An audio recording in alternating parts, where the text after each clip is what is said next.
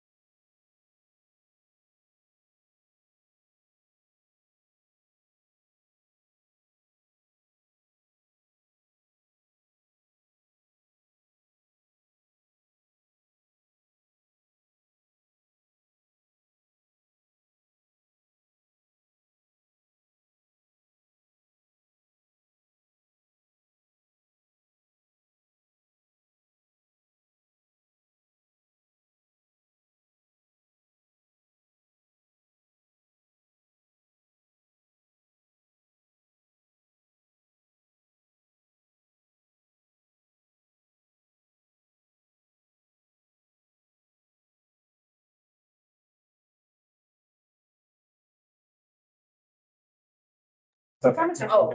I guess, yeah. And then make sure you make it soon.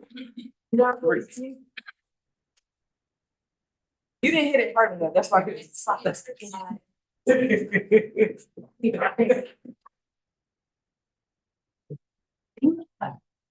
give it to you.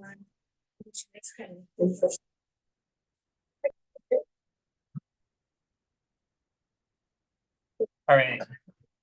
All right, good evening, everyone. We're calling to order our March 20th meeting of the Community Service Commission.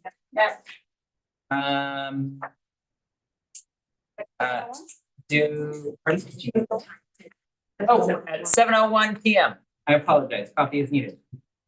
Do I have, point of order muting? There's like sound. I can fix that. We're gonna pause. The delays with everyone. Yeah.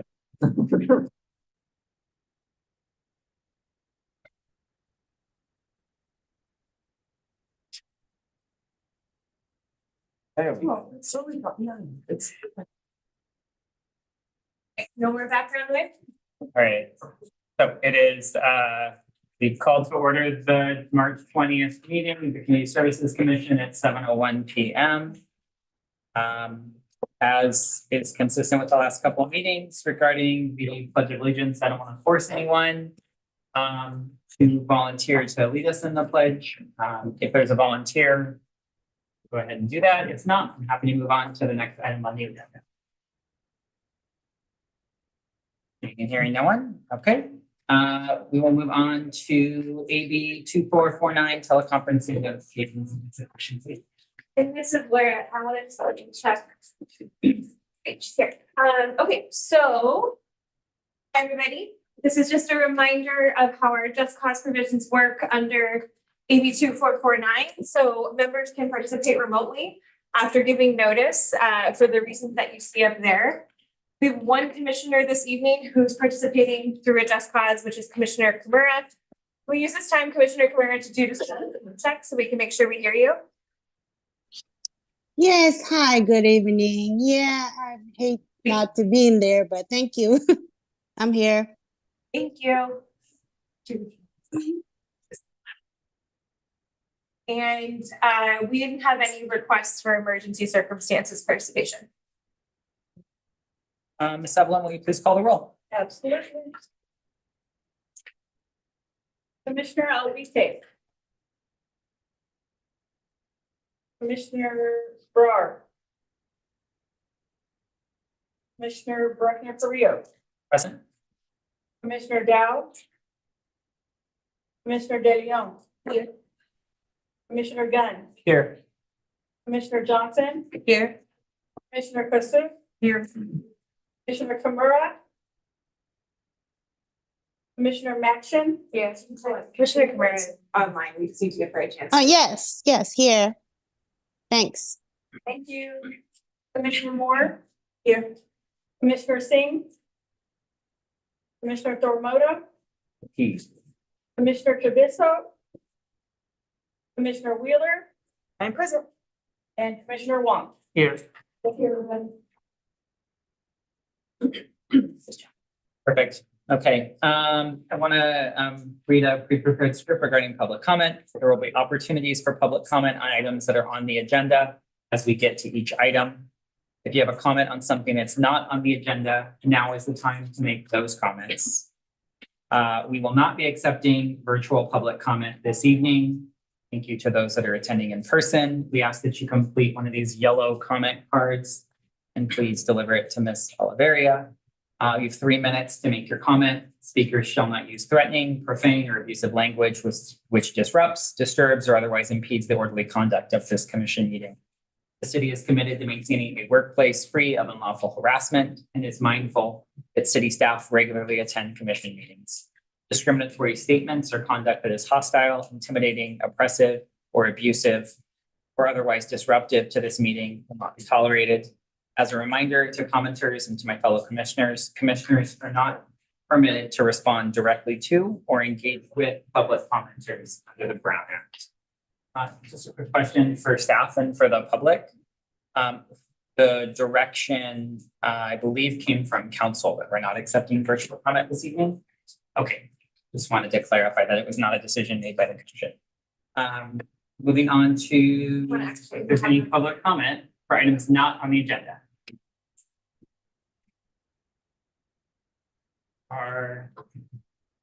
Yeah, Yes, hi. Thank you for hearing my comment. My name is Brenna Luska. I work with Home Match, which is a nonprofit home sharing program, for Alameda County. We operate in other counties, but me and my colleague Rachel, who wishes she could be here today, would also. Anyway, the two of us work for Alameda County for Home Match. We understand that the budget is kind of tricky, but we wanted to be put on your guys' map, let you guys know about us, as we kind of progress into Hayward. Right now we are in Oakland and Berkeley, and now we've kind of started into Emeryville and Albany. But San Leandro and Hayward, we are just beginning now to kind of start to work with. So I just wanted to let you guys know a little bit about what we do. We are a nonprofit. All of our services are free to our participants. We work with home providers who are looking for somebody to rent out a room in their home. They might own their home, they might be the master tenant, and for one reason or another, they need somebody in their home. It might be to pay expenses. They can't afford to live in their home on their own anymore. Many of our participants are older adults that can't do certain tasks around the house. So they would really like some help in the house. No caregiving, but things like errands, cleaning, cooking.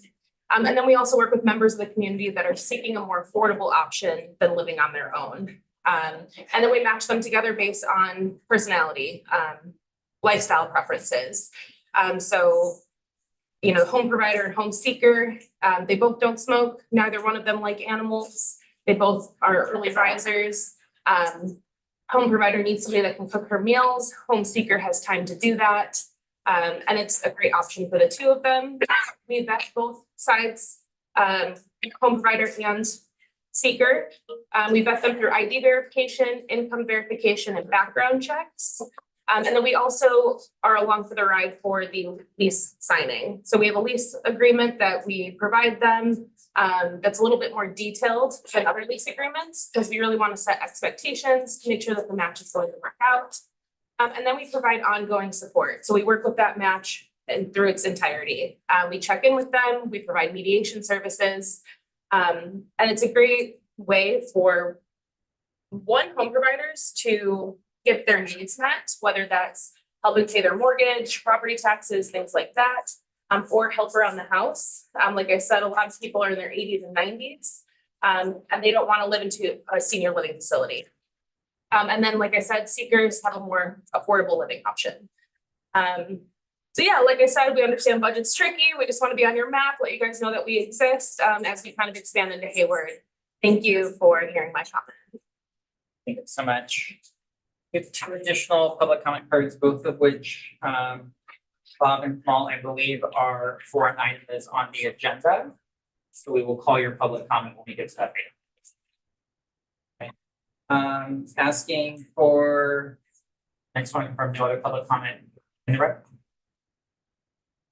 Okay, asking for approval of our February 21st meeting minutes. Commissioner Matson, so move that we approve the February minutes. Second. Commissioner Gunn? So Commissioner Johnson, Commissioner Gunn. Nice. Mr. Terry? Yes, I just have a change I'd like to make to the section that mentions the comments that I made at the end of closing of the meeting. I mentioned the council strategic planning retreat on Saturday, February 17th. It was actually Saturday, February 10th. I had the wrong week and I apologize for that. And I'd like that to be reflected in the minutes if that's possible. Someone to, Ask if the motioner accepts that amendment. Is that amendment accepted? Yes. And your seconder. Yes. Evelyn, did you catch that change? Yeah, amendment to change the date from the 17th to the 10th. Yes, please. Okay, first by Johnson and second by Commissioner Gunn. Now take roll. Commissioner Rector Carrillo. Yes, sorry. Commissioner De Leon, Yes. Commissioner Gunn, Yes. Commissioner Johnson, Yes. Commissioner Cassup. Yes. Commissioner Tamara, Yes. Commissioner Matson, Yes. Commissioner Moore, Yes. Commissioner Thormoto, Aye. Commissioner Kuzuko, Same. Commissioner Wheeler. Yes. And Commissioner Wong. Yes. Thank you. Our first discussion item is ending the public comment period. The presentation that goes with that. Nope, it's just, we have two FYIs on the discussion. The first is the public comment period, which we announced as opening at our last meeting on February 21st. Will be closing this evening following the in-person public comment we received. This again is just public comment on the funding recommendations that have been, that were introduced at the last meeting and will be voted on this evening. And then the second, if I may, to the next item, FYI, is that we'll be posting a 30-day notice of the funding recommendations as well as the community development block grant action plan. It'll be posted on the 22nd, and then we'll have another public comment period for the action plan and the formal recommendations to council that I believe starts April 1st. Did I get that right? April 2nd. April 2nd, thank you. And that'll be another 30 days. That is to comply with the regulations. Dr. Holcomb, so you just want to confirm for members of the audience, these public comment cards, we will get to them as part of our next item. Okay. That's So the next item on the agenda that corresponds to the staff report in your packet is the fiscal year 25 funding recommendations. You all presented these back to each other last month. And tonight the request is for you to review. We brought in a bit more additional information that's responsive to the questions you made last month. So we've got that to present for you tonight. And then this will actually be an action item this evening. And I'm going to turn it over to our management analyst, Emily Huang, to present. Good evening, everyone. My name is Emily Huang, Management Analyst with the Community Services Division, and I'm back tonight to summarize the funding allocations that you all provided and to provide staff follow-up to some of the questions from last meeting. And lastly, we'll also recommend that the CSC vote on the final allocations to present to council. So to put ourselves into a context, we are nearing the end of the community agency funding process. Last month, the CSC reviewed the initial funding recommendations and has discussion. And tonight is when the CSC will vote on the recommendations to present to council.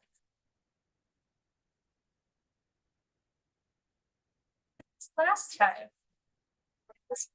Wait, yeah, okay. Here, it was working for me, so maybe I have a introduction. Okay, good. I was thinking this is embarrassing for you if it didn't. Emily, can you advance the slides with the speed mark?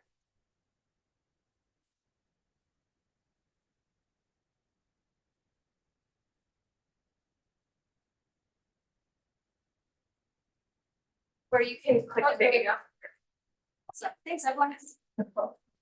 This table shows all the categories of funding for the community agency funding process and includes the amounts available and amounts recommended by you all via CDBG funding and general fund amounts. As a reminder, this year we received an additional $100K from the city's opioid distributor settlement fund, thanks to the general fund allocations. And additionally, annually, we have non-competitive CDBG projects that we fund in order to meet HUD requirements, which includes the fair housing services, home rehab, and infrastructure project management. And something staff wanted to daylight to you all was that the Rebuilding Together Oakland will be closing, so they won't be able to administer their program or portion of the home rehab program moving forward. Staff recommend that when the CSC votes on recommendations for the ED infrastructure ARC, that they amend this funding recommendation so that the $150K previously allocated to Rebuilding Together is instead allocated more broadly to the home rehab program with another vendor to be determined by staff before the start of fiscal year 25. And finally, we use these estimates to calculate the CDBG amounts. We should know our entitlement amount by the end of March. Should there be any more funding, we will follow the guidelines proposed by the application review committees. So now that we've covered an overview of the funding recommendations, we can review decisions for each specific part. Oh, I changed that. Thanks, Evelyn, for the win. So the first review for the ARC is the Economic Development and Infrastructure, which is funded through CDBG grant funding. So some highlights was that the ARC had fully funded 5 agencies and partially funded 3 agencies with specific recommendations made for allocating potential additional funding. They did not recommend funding for 2 agencies. One is St. Rose, which has not spent down their previous fiscal year 21 through 23 awards. And the ARC wanted to see them spend this money down before receiving any new awards. And then also the ARC did not recommend funding We Care Upwards for the reason that they are a for-profit agency and weren't able to complete their application. The CSC did ask for clarifying questions as to why the city would not funding or did not recommend funding a for-profit agency. And the main reasoning is that the city's RFP process for annual funding prioritizes community-based nonprofit organizations and government entities.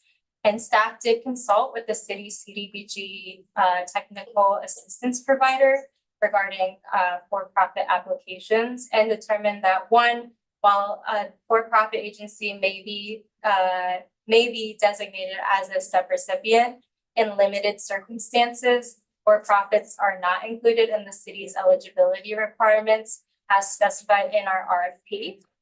And 2, they would need to compete as a contractor as opposed to a subrecipient, which requires a whole different procurement process defined by HUD's federal regulations and is beyond the scope of the community agency funding process.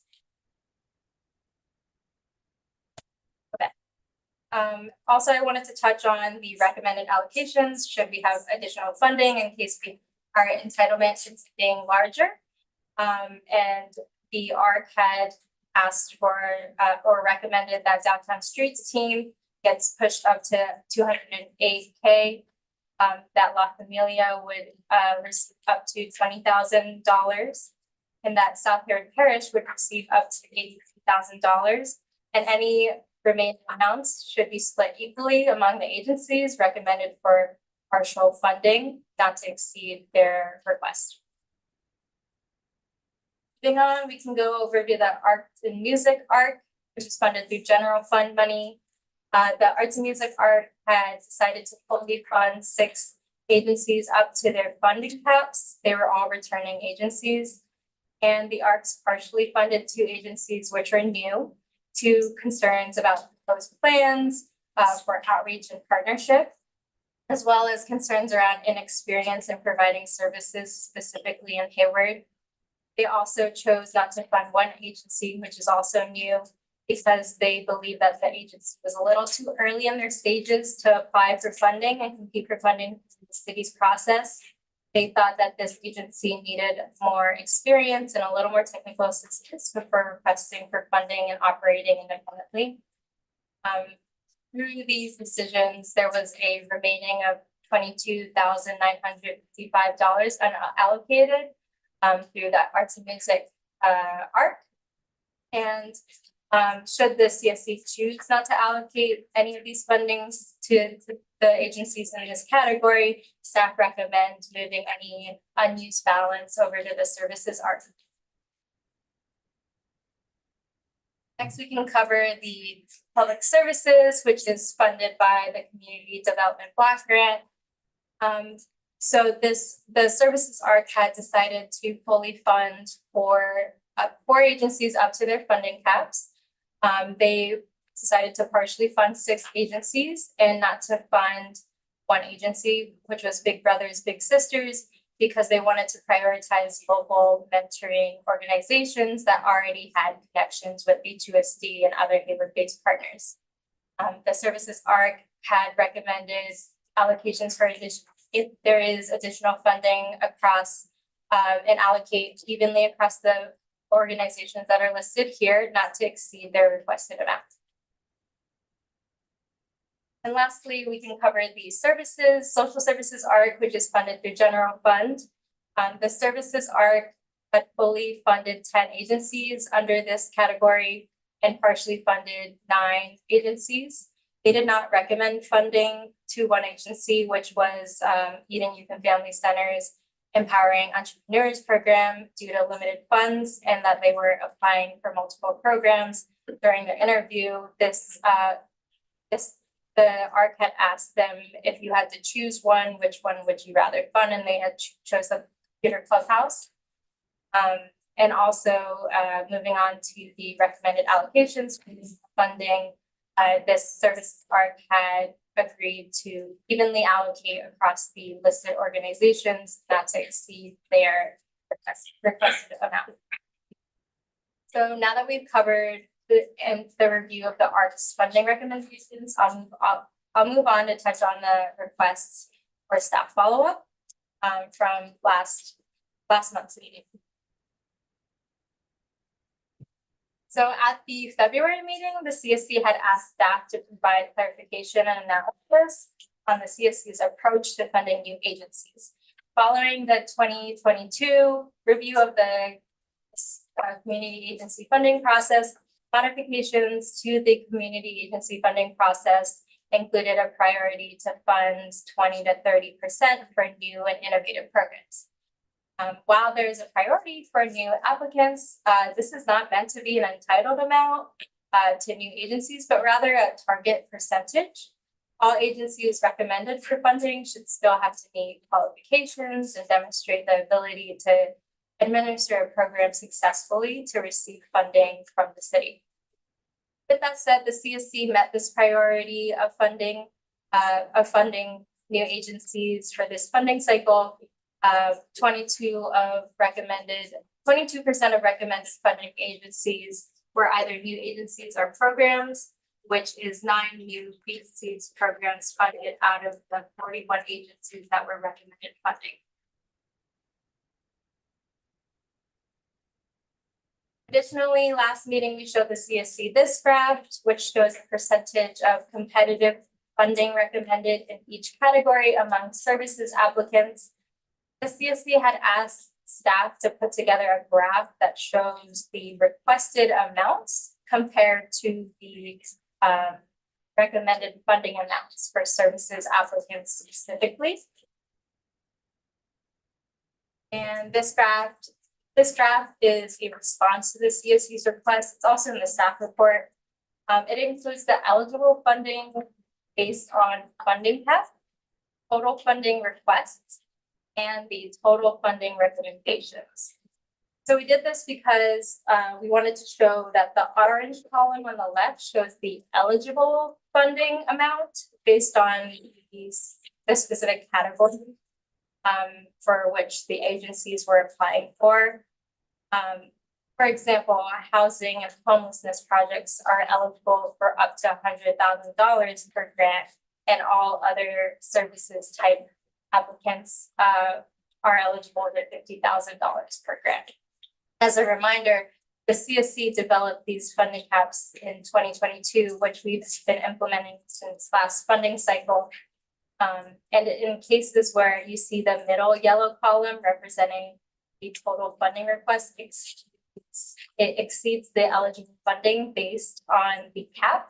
At least one agency within that category had requested money in excess of their eligible grant amount. So now that we've covered the debrief of the ARC's recommendations for allocating additional funding, what's in store for CAPS after today?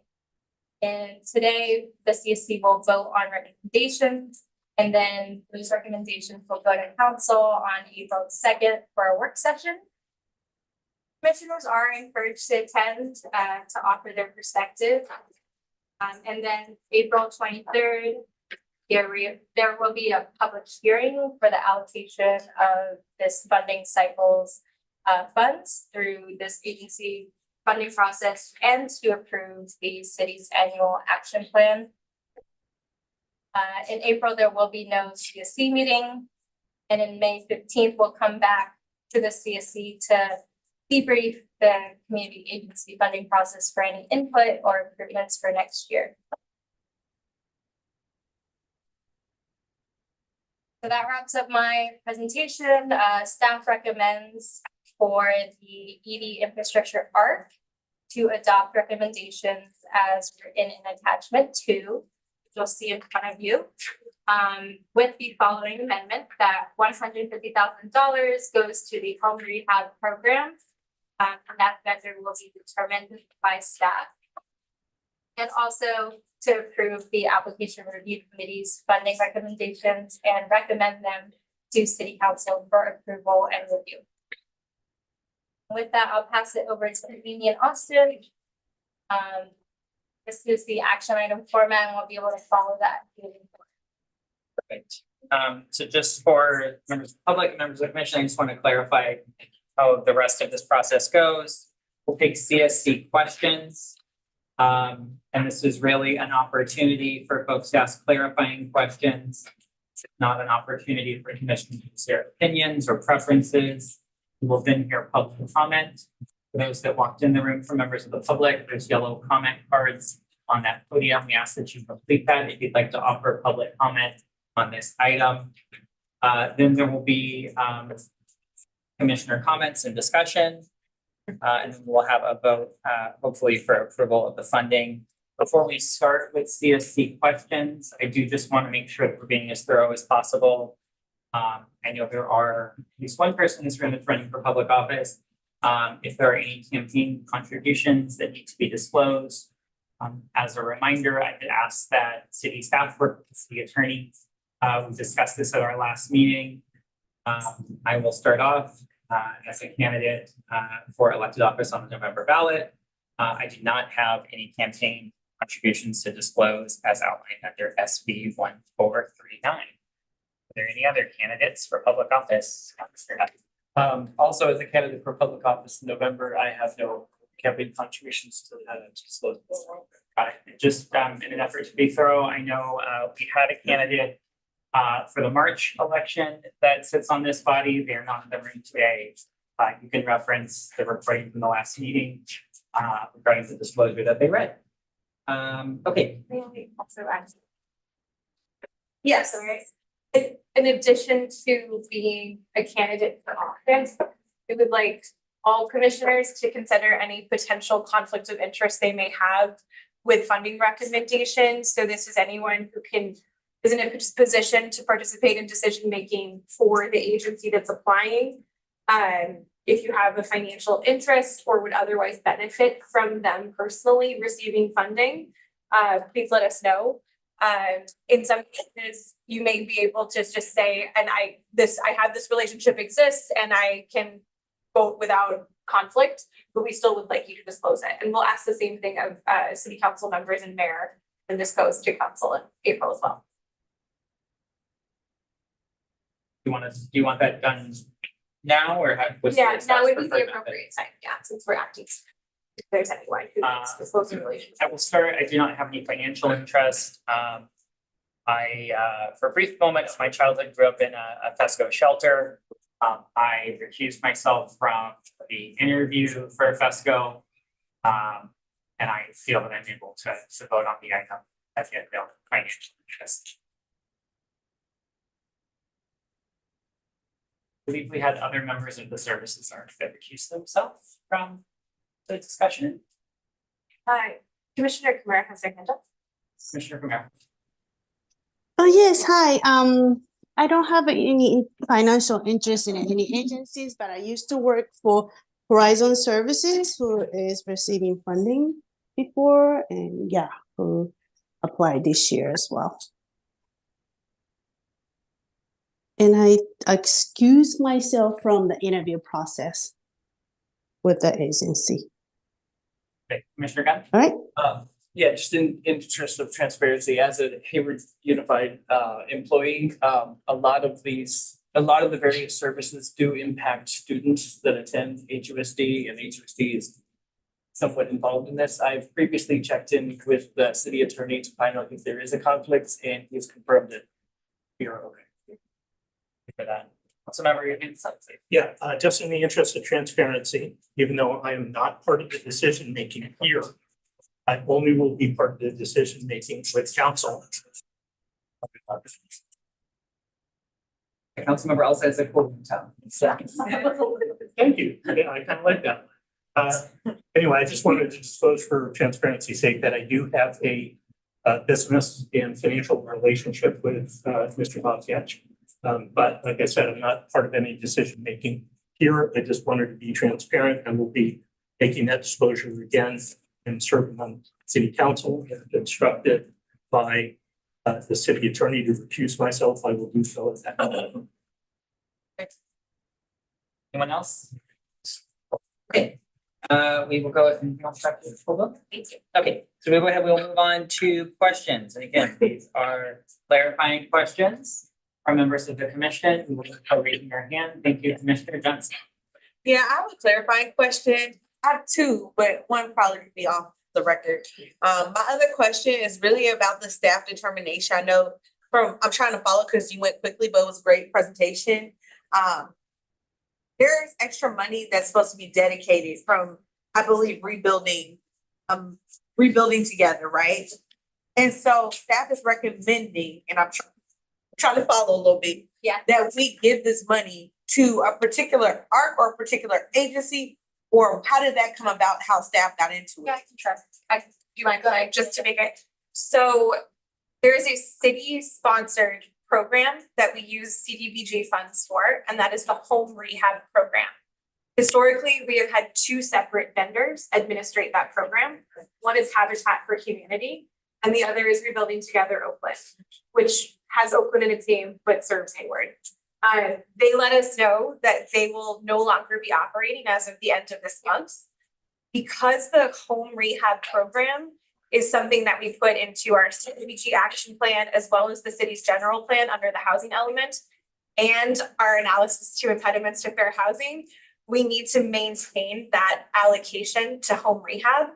We have been engaging with several different vendors. We've talked to Habitat. There are other branches, so to speak, of Rebuilding Together in the region that could likely take on this work, but we weren't able to identify a for sure vendor before tonight. So what we're recommending instead is that instead of saying this money goes to Rebuilding Together Oakland, which we know will not be able to administer the funds, we recommend that you allocate $150,000 to the home rehab program, which again, in all of those plans I just listed already has that money that says it goes there. And then we will administratively identify an appropriate vendor to fill the gap of Rebuilding Together. And if we need to go to council for that process, we will. And also one more important thing is that Rebuilding Together does a really important piece of the work that Habitat doesn't, which is Habitat does these much larger grants. So they'll take care of your roof repair, your HVAC, Carol's working on one right now where there's like exposed wires. Rebuilding Together does the smaller in-home maintenance repairs that help folks stay in their homes longer. So like grab bars so you can age in place, folks with disabilities who need adaptations to their homes. So that we're looking to fill that gap specifically. Just a small clarifying question on that. I'm wondering, and this may be a long shot, if we have housing providers on our list, because I was on the service ARC, but they're for unhoused, could that money segue into some of their rebuilds or no? It's not how we have told the government we will use that money, both in our federal action plan as well as in our general plan. We specifically set these funds aside to help low-income homeowners like prevent displacement. Yes. Thank you. Commissioner Mara, I see that you're on Zoom with your hand raised. Oh, no, I don't have any hands up. Okay, Commissioner Wheeler. Thank you. We received this packet of various emails and comments that I believe they did come after the initial recommendations were made, also after last month's meeting. I am inquiring about what are the expectations of me to do in regards to now receiving this information? Yes, so that is the written public comment that we received. I apologize, I actually meant to say that before we transitioned to comments. So that is, we received public comment for any given council or commission meeting up until 4 p.m. the day of the meeting, which is tough. Like there are comments in that packet that came in at 3:54 today. And I will completely own that I had an email drafted ready to send to you all at 4 o'clock and didn't hit send. And so we have printed the packets for you and this is in your inbox. I'm happy to provide a high level summary of what's in there. There are several comments supporting childcare services in Hayward, one that specifically calls out Upwards. There are comments supporting Flecos Productions. There's a comment supporting Sun Gallery. There are at least 2 comments supporting Seek Siva, including an attachment of data from the agency themselves. There's a comment from the owner of Faith Gardens, who does the Kwanzaa project, where she specifically responds to some of the discussion. So I defer to the chair if you want to allow a little bit of time for folks to read through these before you act tonight. But I apologize, I think we can't get these to you much sooner than this. So that was I did a poor job in asking my question. Okay. I apologize, but thank you for the statement. This is information potentially that could change my initial vote or recommendation. I just want to be clear, because I heard a comment around, this isn't the time to sort of talk about.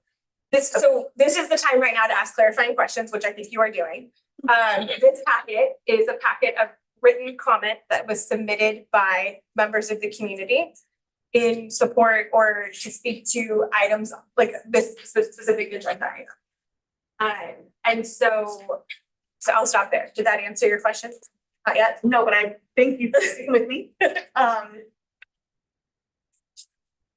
January is when the arc that I was in originally sat down and reviewed and we had the applications in front of us. It was my understanding that that was the last time we would receive information that would factor into our decision making. I'll give an example. Individual said, "Oh, but I can get that to you." And our chair said, "Thank you. Unfortunately, we're not able to consider whatever."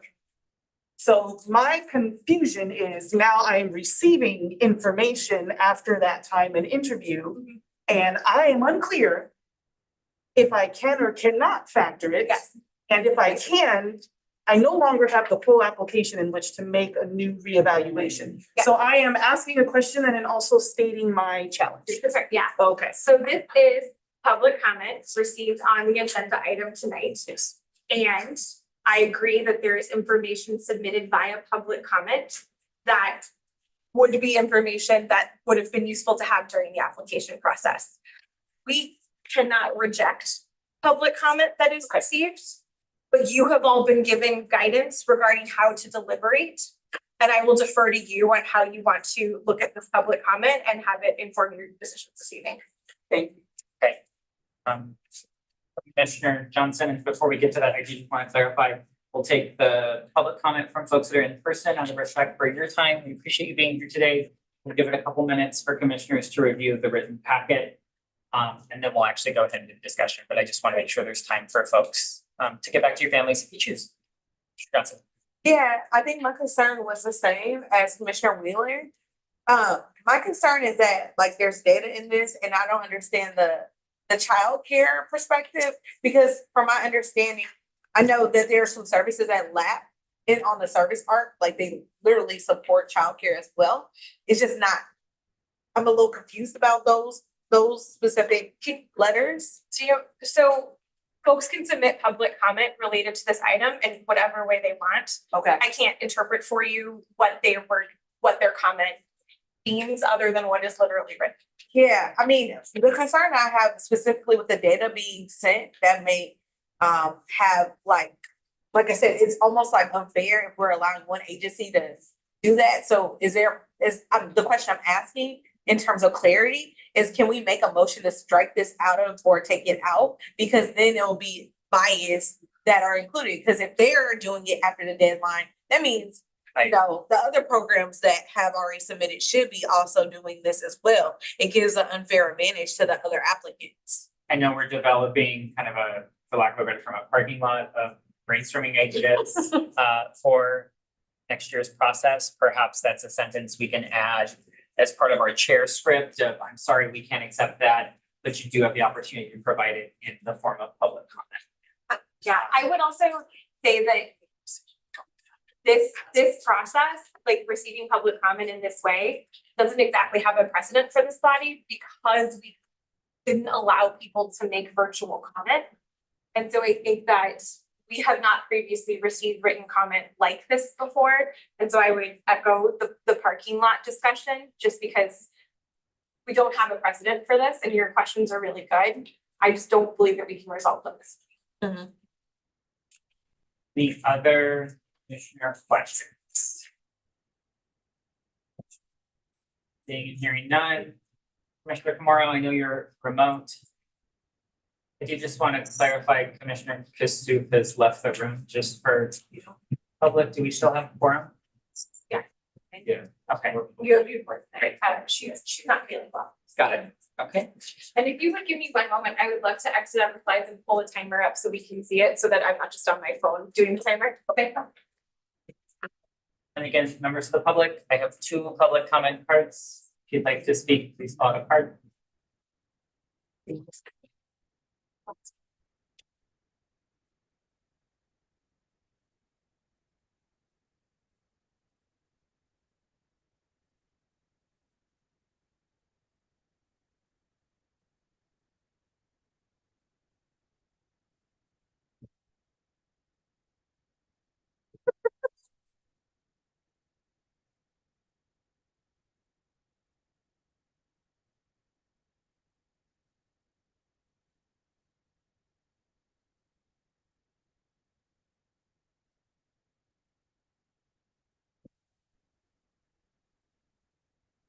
Okay, so to clarify. Let me just make sure it's working. We're just gonna double check that the screen share is working for members of the public. Just 1 moment to double check that YouTube is showing comments, by the way. Okay.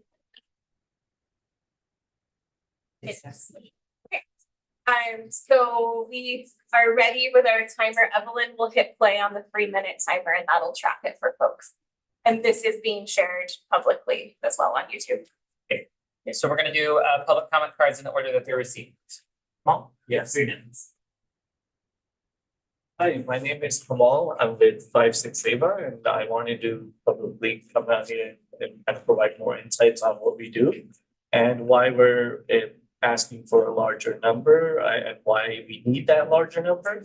What we are is we are a nonprofit. We provide free meals to local communities that are really facing food insecurity levels, low-income communities, Title I children, and working with multiple agencies, multiple schools within Hayward to kind of provide and cater to those needs. Why we're asking for a larger number is because we're really on a plan to really maximize our capacity, really kind of invest into growing our nonprofit so that way we can do a larger impact within Hayward. One of the things that we are attempting to do is purchase a new truck. What we initially do is we have a food truck. We go on different sites every day. We provide from 200 to 300 meals every day. And ranging from the impact levels, last year we did about 585 free meals in Hayward. This year we're set to do 90,000 meals within Hayward. That's 276% of an upgrade. What we are doing is we're technically targeting low-income communities. We're targeting communities that are facing food insecurity.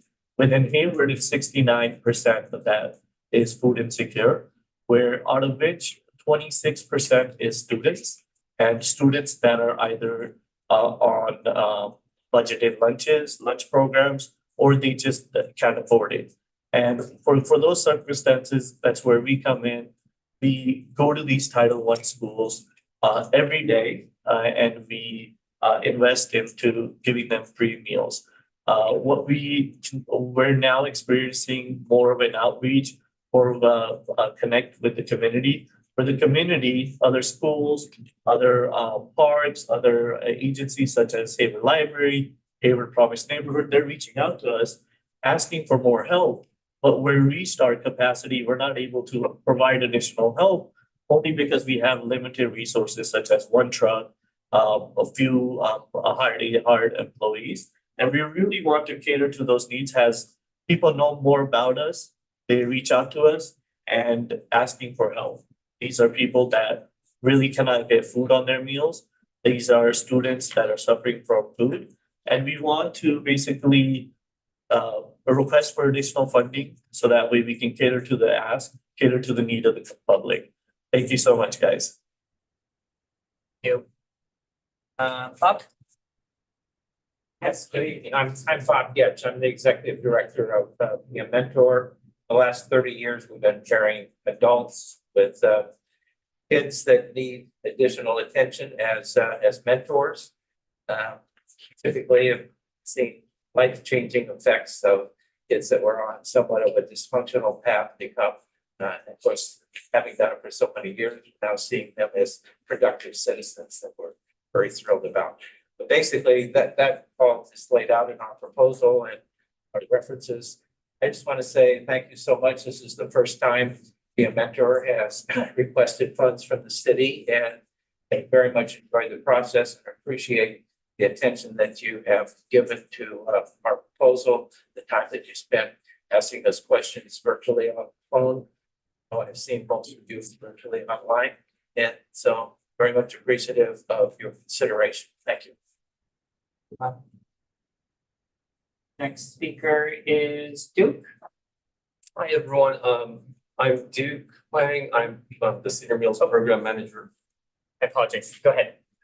From Spectrum Community Services, and I'd like to thank you for your recommendation for our program. As always, we kind of give a little update on what we're doing here in Hayward. This week is Community Champions Week with Meals on Wheels of America. And we'd like to invite everyone to one of our meal sites in Hayward. We have 3 sites in Hayward. At Hayward Senior Center, at Glad Tidings Church, and a residential location called Josephine Lodge. To invite everyone over for lunch and see what we're getting to seniors. Thank you. Thank you so much.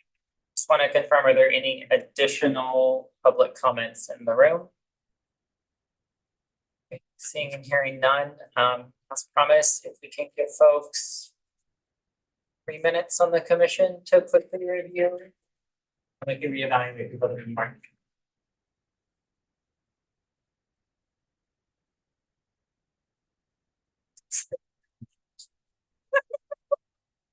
That poor Emily. All of them are just you.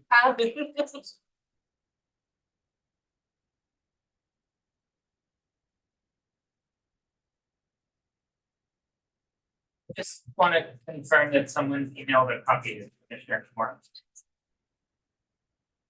If you did send it out, but it doesn't change. It was, I'm sorry, I received it. The email. Oh. It went to everybody. Sweet. Thank you.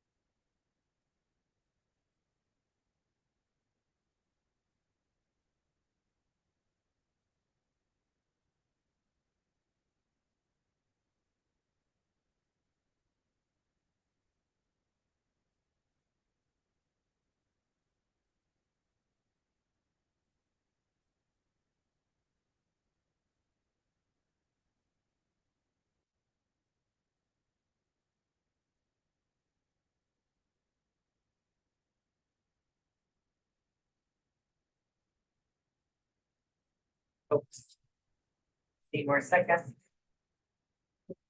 That was so quick. We can reevaluate. Answered my points, was going to the. Let's pause for questions.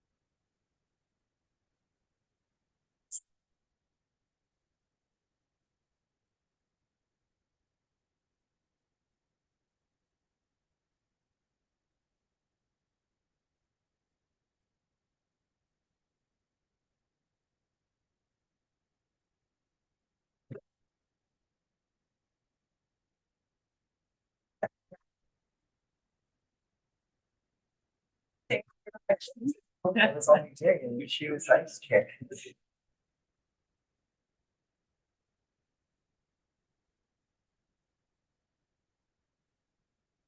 All right, upon conferring with Vice Chair Moore, I go ahead and continue to read these throughout the meeting. Just want to clarify, Dr. Colburn reminded us that the questions about how these were received, we can address those.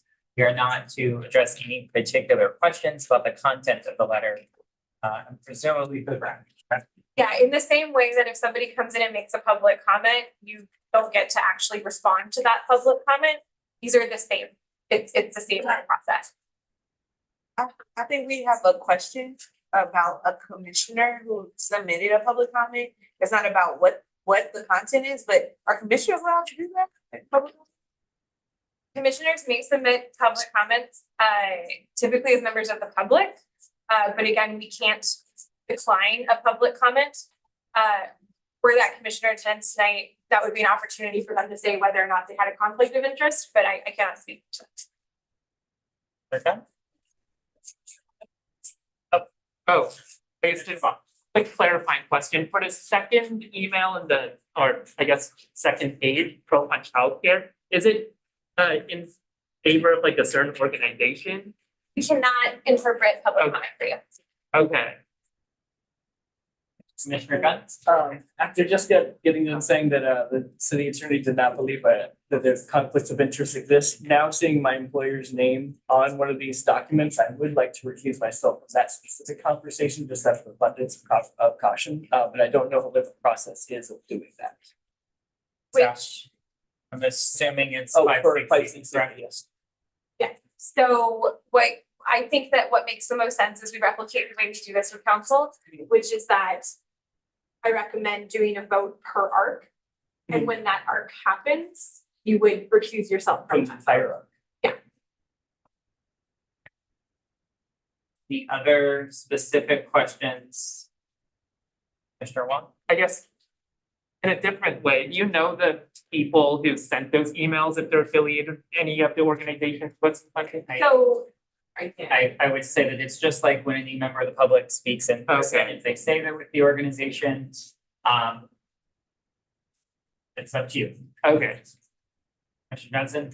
Just a recommendation to staff. If you guys could forward, a lot of these are addressing city council and the needs of the city in general. Can you please forward these public comments as well to the appropriate council members about this or no? So this is public comment on the item on the CSC agenda. Council is welcome to we'll reference back staff reports and we will talk about public comment received in the staff report itself. And we may be attaching this packet. I have to double check what our typical process is. But council, these same folks have the opportunity to also make comment to council. Thank you. Okay, any other specific questions before we move on to comments and discussion? Okay, so I agree with staff's recommendation that we will take comments and discussion by arc. And start with the economic development arc, then move on to the services arc, the arts and music. And the font is bigger. Thank you so much. Thank you. I'm really good for it. And again, I see members of the public leaving. This meeting is recorded. It's on YouTube. I believe it's YouTube Live, correct? It's live right now. So you can actually watch this at home. If you want, you're welcome to stay. All right, economic development. Do we have any comments or discussion from members of the commission?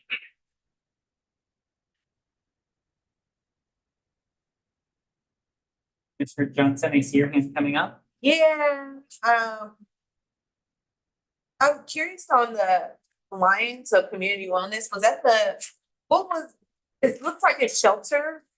And they were requesting 48,000, they only received 15,000. Anyone have any background on why that was a gap in their budget specifically? That's the chair of that arc. If memory serves, and I encourage staff to correct me if I'm wrong, that was the request for funding to fund a security system for their shelter. There was discussion in the ARC around how much a security system, especially composed primarily of just cameras, should actually cost, and people felt that the $48,000 was rather steep for a selection of, I believe, less than a dozen cameras. And so that is why partial funding was made available, with the understanding that if it was extra money, they would then receive some more to supplement that as well. Okay, do you know how big this physical space is? Because it could be 48,000, It is a kind of big house, but not excessively large. It's literally a residential building in a residential neighborhood. I don't know the exact square footage, but it is. So if I drove past it, it would look like a house. It is a house with like a yard, yeah. Got it, okay, this makes a lot more sense, thank you. Any other comments? Okay, and then just to be clear, we'll go ahead and we'll move on to the next arc. We'll then which will be services, we'll then move on to arts and music, and then we'll circle back, we'll actually. Okay, so, sure. And I appreciate the chair of the ARC chiming in, that's helpful. Any other specific comments or discussion for the economic development? Okay, we will move on to the public services ARC, which I believe Vice Chairman. I know for a fact, but yes. Okay, any comments or discussion for the services ARC? So go ahead. Yes, sorry, thank you. If you're recusing yourself, you can actually step out for the discussion. Collectively, we will all remember to come and get you. I'm making that everyone is So do I, because I work for the district, so we both have to recuse ourselves. So Commissioner Gunn and Commissioner Treviso are both exiting the room. I mean, we still have quorum. We still have quorum, no one can get up. Okay, any comments or discussion regarding the services ARC?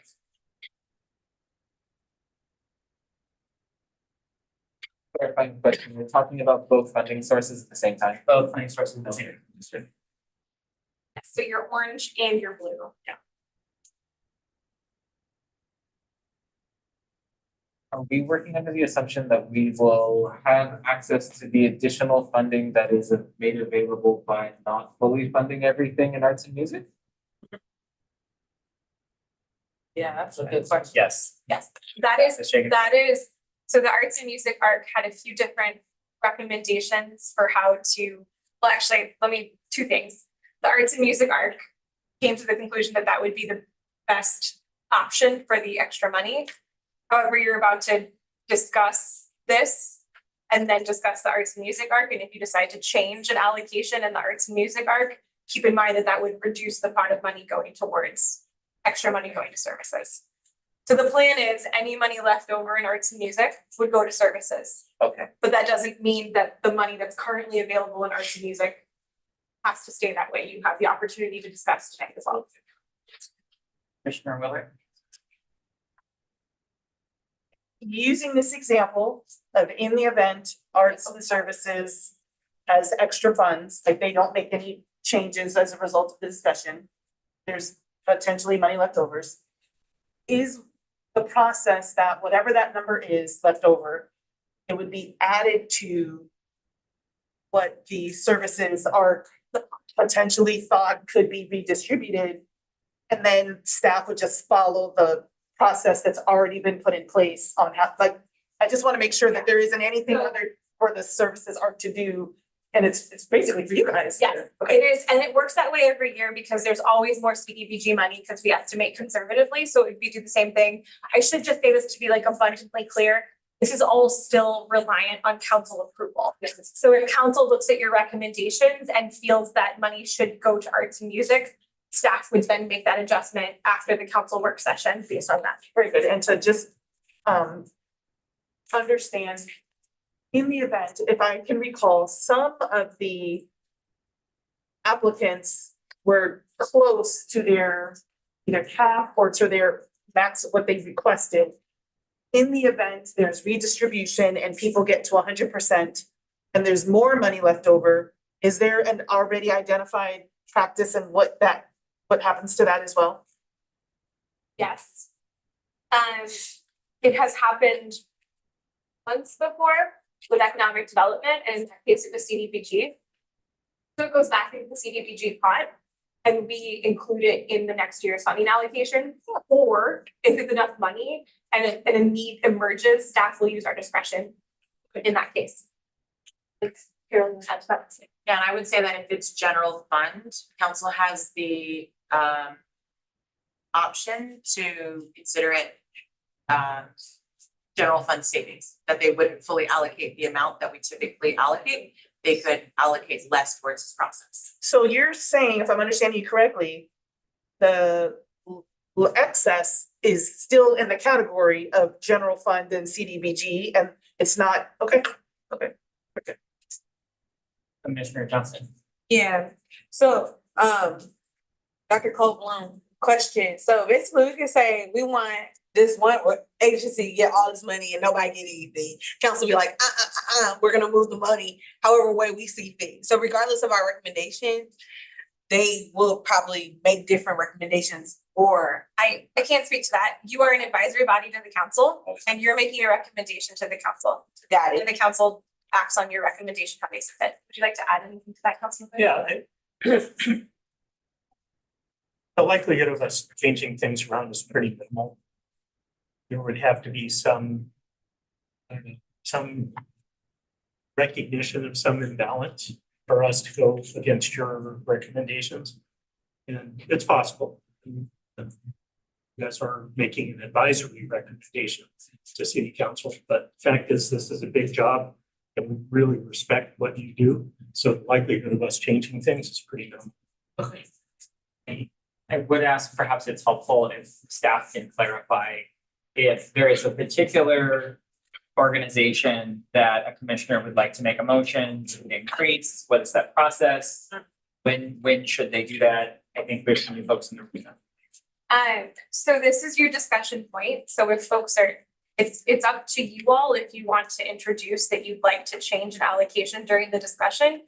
You also may, you may at any point make a motion to vote. I think the chair has indicated a desire to have discussion first and then action. Technically, a motion can be made at any time. And if you want to move to adopt an ARC with some amendment to it, you absolutely can. And you can, I think, technically do it at any point, but it sounds like we're trying to observe a bit of a process here where it's discussion and then action.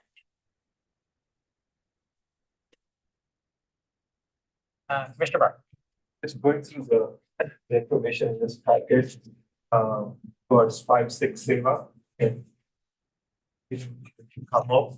So based on data, like there was 8,000 meals provided.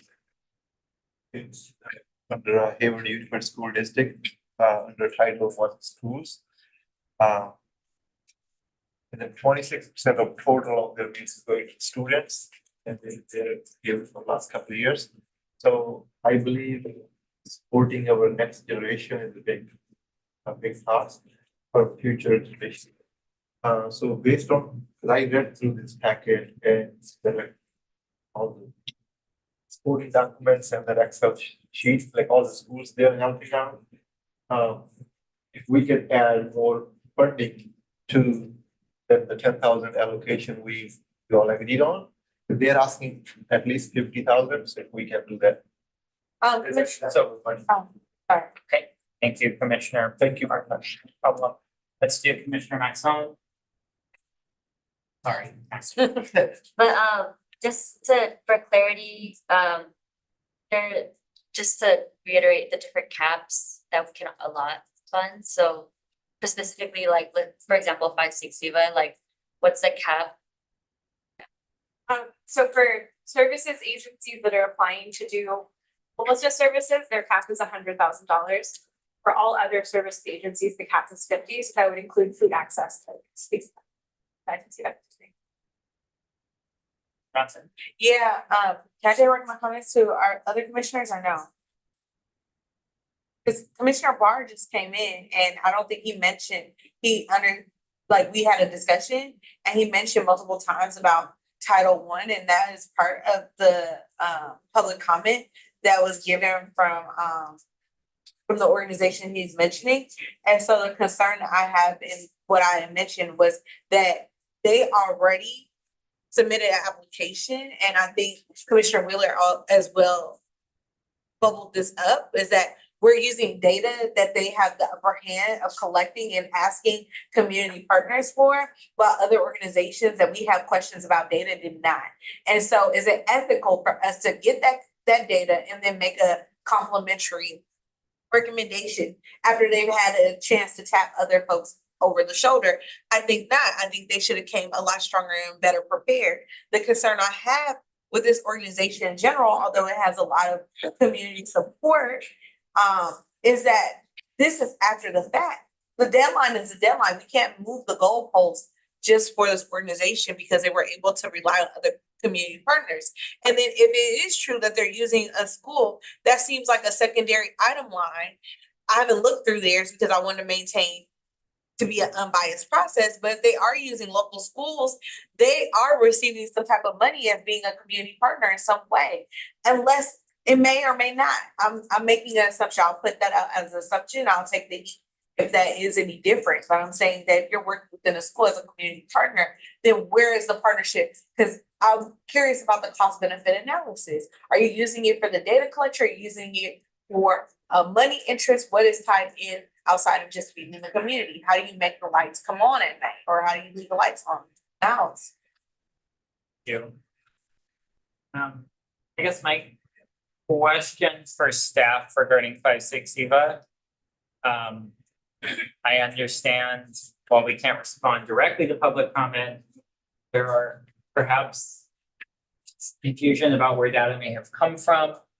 My understanding based off an email that I received as chair was that we all need to have access to the data portal. Yeah. And it was uploaded after the fact, is that correct? Yes, so there was a city data services issue that allowed some applicants to access their application after the close.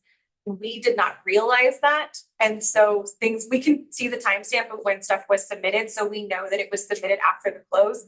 But you all could technically go on to CDS right now and see some of these attachments. But we didn't realize that until one of you brought it to our attention.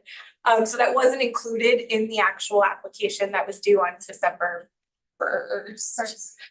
And that's a thing that we're working with CDS to make sure doesn't happen again. There was a weird glitch that was exciting.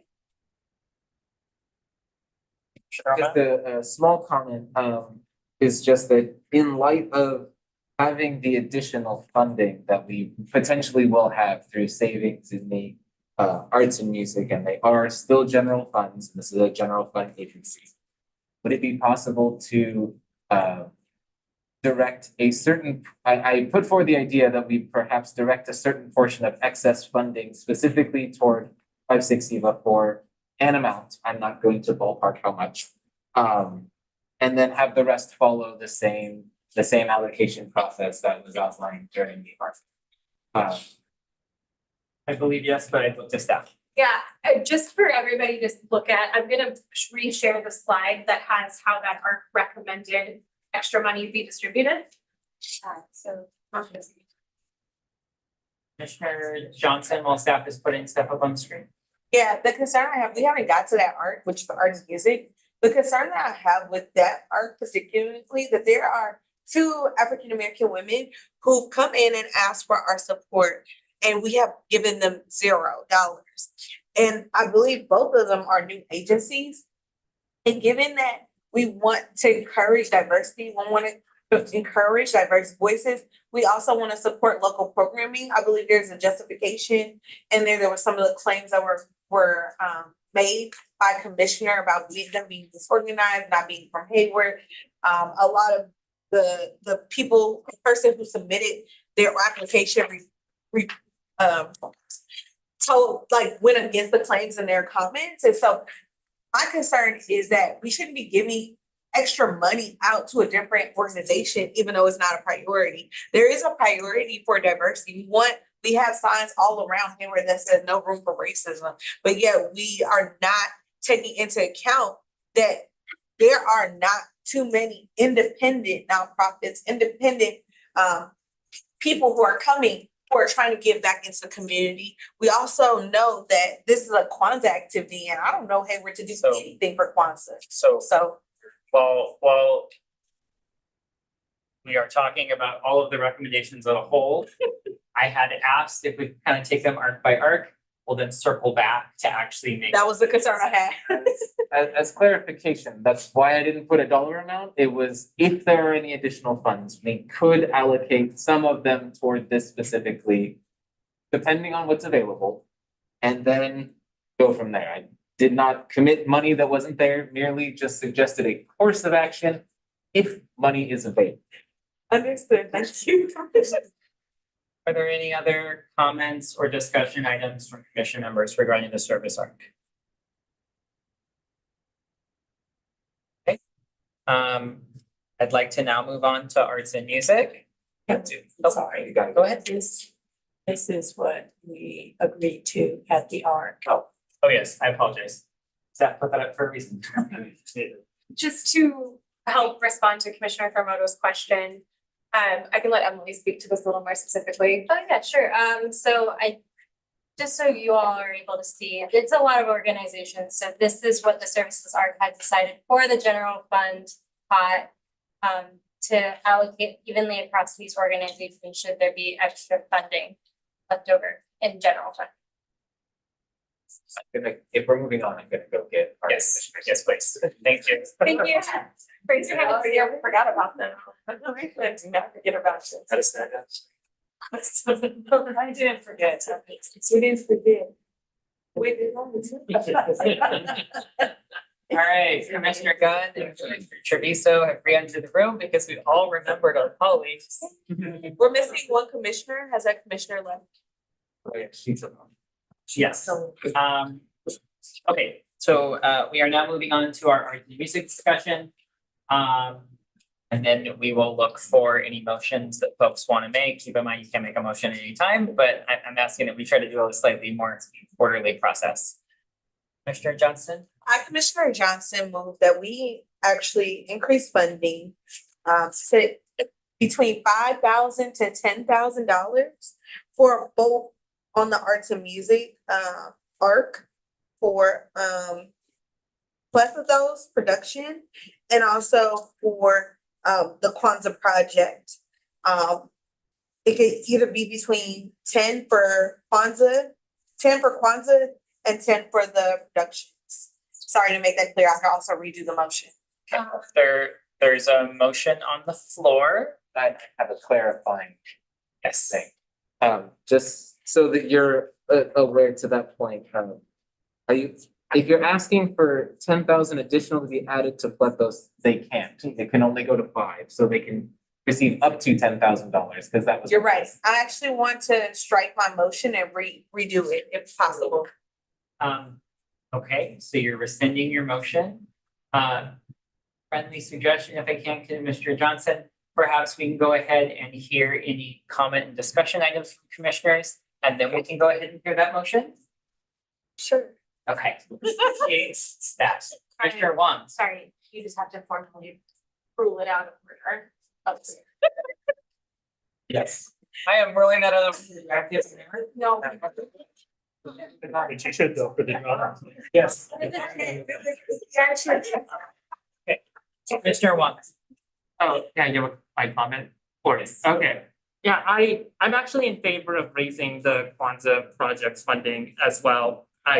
Between 5,000, 10,000, whatever we all agree is best. And it's because I thought about it since the last discussion. And I mean, my only gripe with the presentation they gave was mainly a lack of like a strong marketing strategy.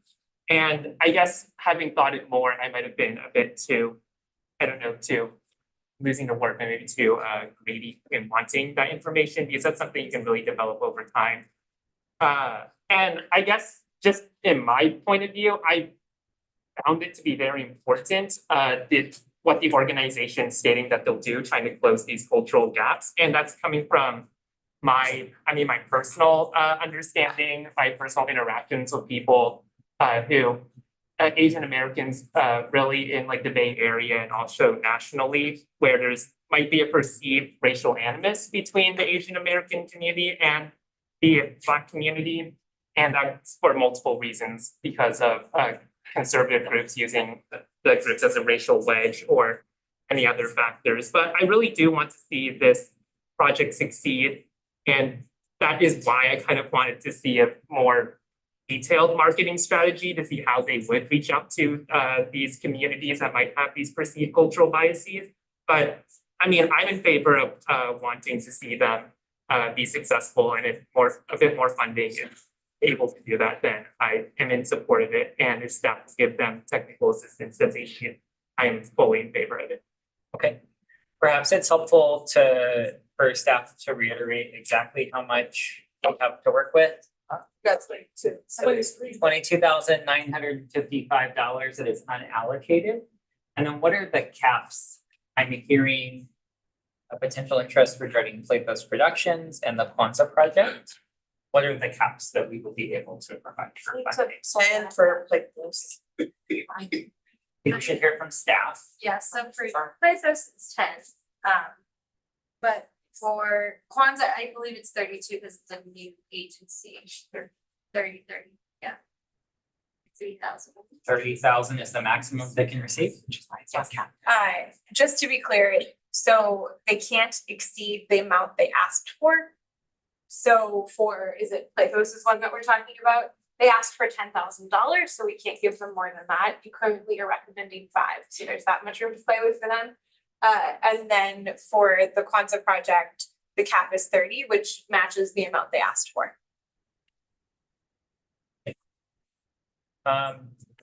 See if there's any other commissioners, and then we'll come to Commissioner Johnson, if that's okay.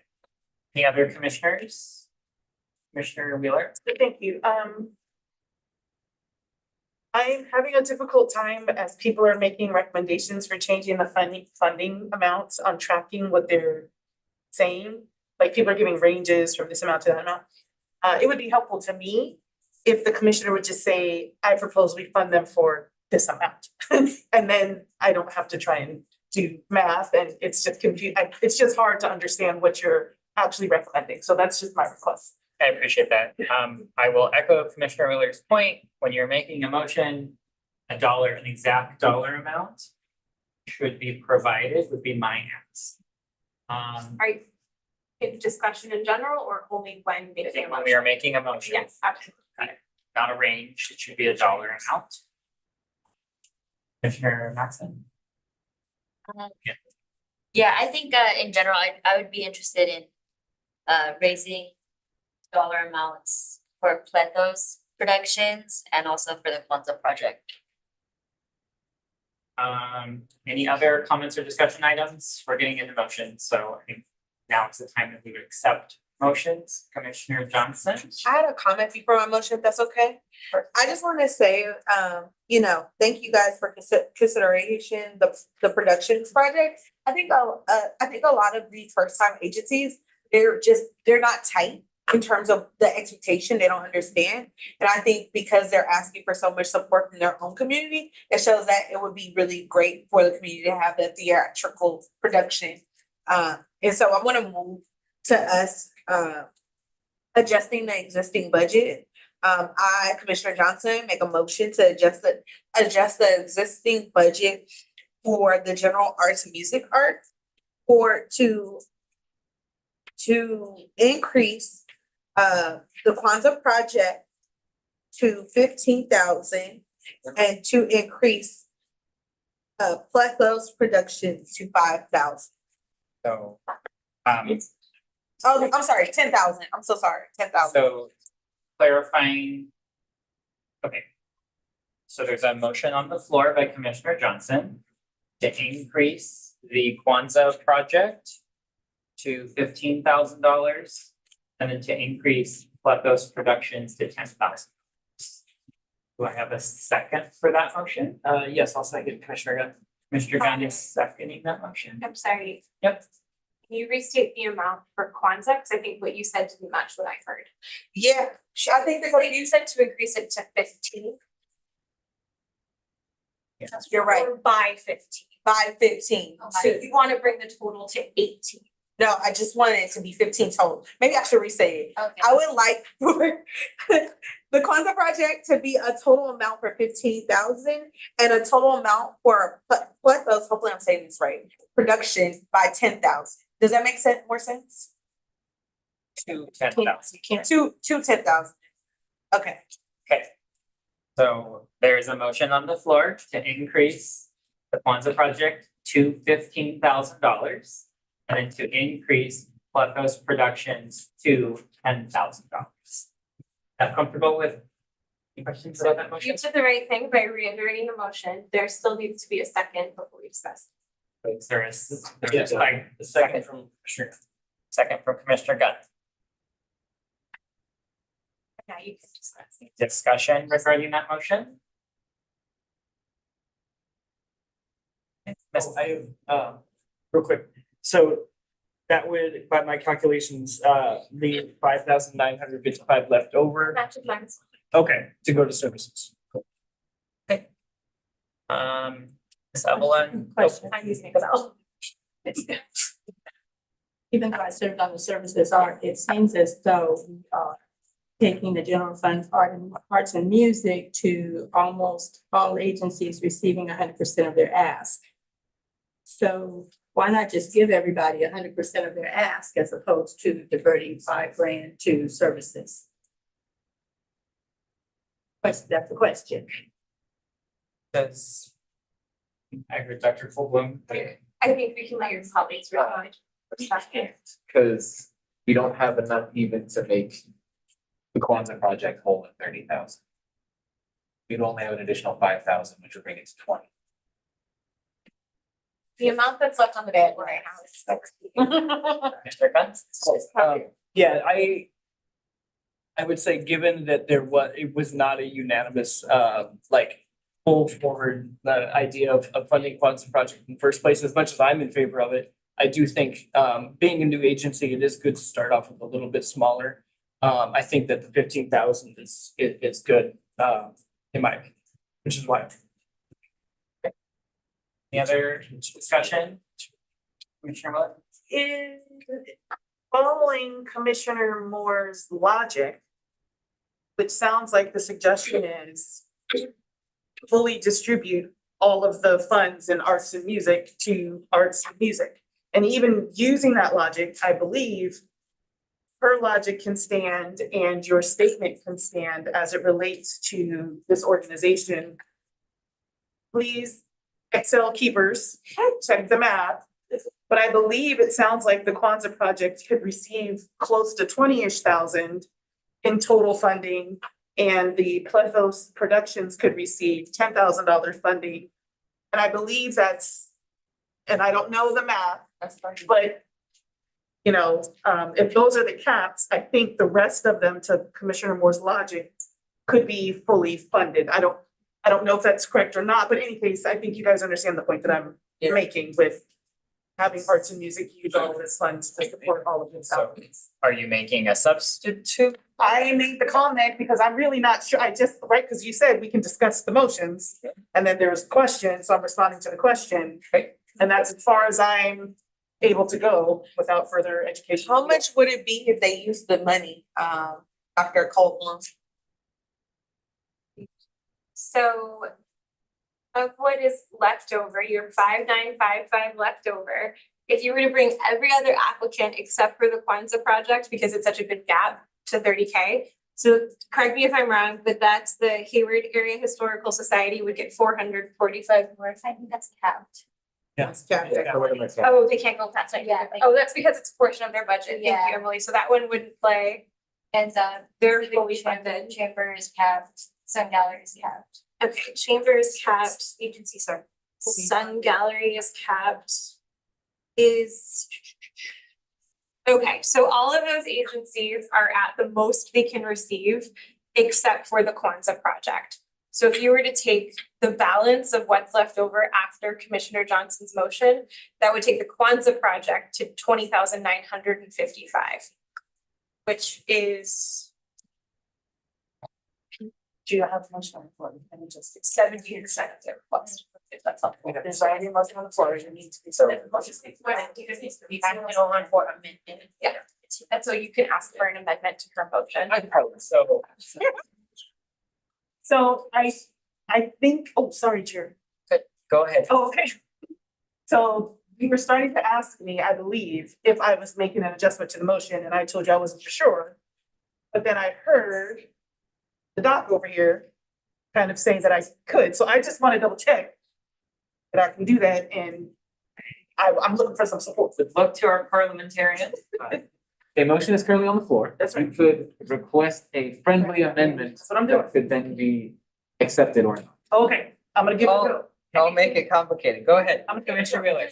The dollar amount again for your friendly amendment. Oh, man, so please, can she help me? Make the motion, because I don't have the Excel sheet. So, Staff can reiterate what they said earlier. so if Okay, if you were to modify Commissioner Johnson's amendment by taking the remaining balance of the arts and music pot and allocating it to the Kwanzaa project, because every other agency is capped, that would bring the Kwanzaa project's total to 20,955. So the amendment that I think you would be making would be to amend her motion to change the amount for the Kwanzaa project to 20,955. okay. Vice Chair Moore. Okay, if I'm reading this correctly. First line here, historical. They're not at max. But they're at their cap. They are. That's Their the, budget amount. based on, so the caps for arts and music, and I think this is useful to say because not everybody was in the art, there's arts and did them, like got in the weeds. There's caps based on how long the agency has been operating, Okay, and you can't get more More than than your 65% of your budget. Help me remember what's an RFP. 60. It's a portion of your budget that you can't exceed with your request. It is to encourage agencies to leverage other funding sources.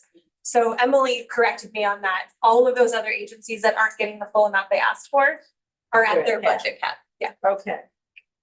So I think we're deviating a little bit from the motion that's on the floor. That's the next step. Am I making my friend? Motion. No, I didn't say it. Yeah. Because I thought she had There it is clear. a motion from Commissioner Johnson. Yeah, because I had it. So I'm asking to friendly amend Commissioner Johnson's amendment. And my friendly amendment is whatever she said. And the remaining amount that's available in arts and music to be funded, for that amount to be given to the Kwanzaa project. And I believe that means the Kwanzaa project will be funded in total for $20,950. 55. So close. $20,955. There's a friendly amendment to Commissioner Johnson's motion, which would increase the Kwanzaa project to $20,955. I said. I believe Commissioner Johnson has to I accept. accept it. Yeah. She accepts Commissioner Wheeler's friendly amendment. And Mr. Gunn doesn't have to do anything, correct? Can't withdraw your, you can't change your. You already seconded. You're seconded. Can't do I'll anything. take it. Appointing. It's a policy serious. He's Commissioner. Oh, no, or, no, you can just go to a vote. We need to go to a vote. Okay, Commissioner De Leon, your hand came up too. Okay, Ms. Evelyn, will you please call the roll? Please note that Commissioner Alves is here. Okay, I could. Okay, so motion by Johnson with a second by Gunn, initially with Kwanzaa to 15K, with Plathos to 10K, and a friendly amendment by Wheeler, accepted by Johnson to get Kwanzaa up to 20,955. And we will start. Commissioner Alvite, Yes. Commissioner Brar, Yes. Commissioner Bruckner Carrillo, Yes. Commissioner Dow, Yes. Commissioner De Leon, Yes. Commissioner Gunn, Yes. Commissioner Johnson, Yes. Commissioner Kimura, Yes. Commissioner Maction, Yes. Commissioner Moore, Yes. Commissioner Thormoto, Yes. Commissioner Treviso, Yes. Commissioner Wheeler, Yes. and Commissioner Wong. Yes. Thank you. All right, so moving on, we'll do the economic development next, because we'll give our folks a break that have to step back out and do the service art discussion. So, economic development. Now it's, I would ask if folks have a moment. I will move that economic development and infrastructure is funded as listed here with the exception that the Rebuilding Together Oakland is instead allocated to the what's the project called? Home rehab. Home rehab project, I know I wrote it down somewhere. To be dispersed by staff to a specific agency at a later. Second. It's motion by our parliamentarian, seconded by Vice Chair Moore. Any discussion regarding the motion? Staff Lovely, please call the roll. Commissioner Alvite, Yes. Commissioner Brar, Yes. Commissioner Bruckner Carrillo, Yes.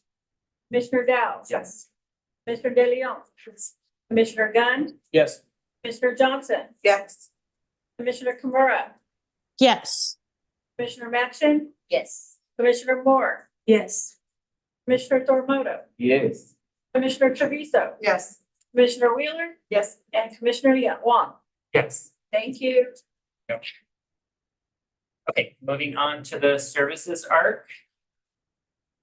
Two sets of arc, that's two, both CBG and general fund. Perhaps it's helpful if staff puts up back the slide that talks about how we will reallocate based off the discussion within the arc. So it's, And it's just for the record that Commissioner Gunn and Commissioner Treviso have exited. Treviso. There's two slides that correspond to that, so if folks want to take a moment to look at this is the portion of the ARC that dealt with community development block grant funding. And we'd like to remind, oh, look what Emily's doing in real time. There you go. So on the left is the general fund, if there's extra money. On the right is CDBG, if there's extra money. You never know. Council may decide to let there be extra money in general fund. There's not much of a precedent for that. The extra money that we had been talking about tonight is the money that you just allocated in arts and music. So that money is off the table.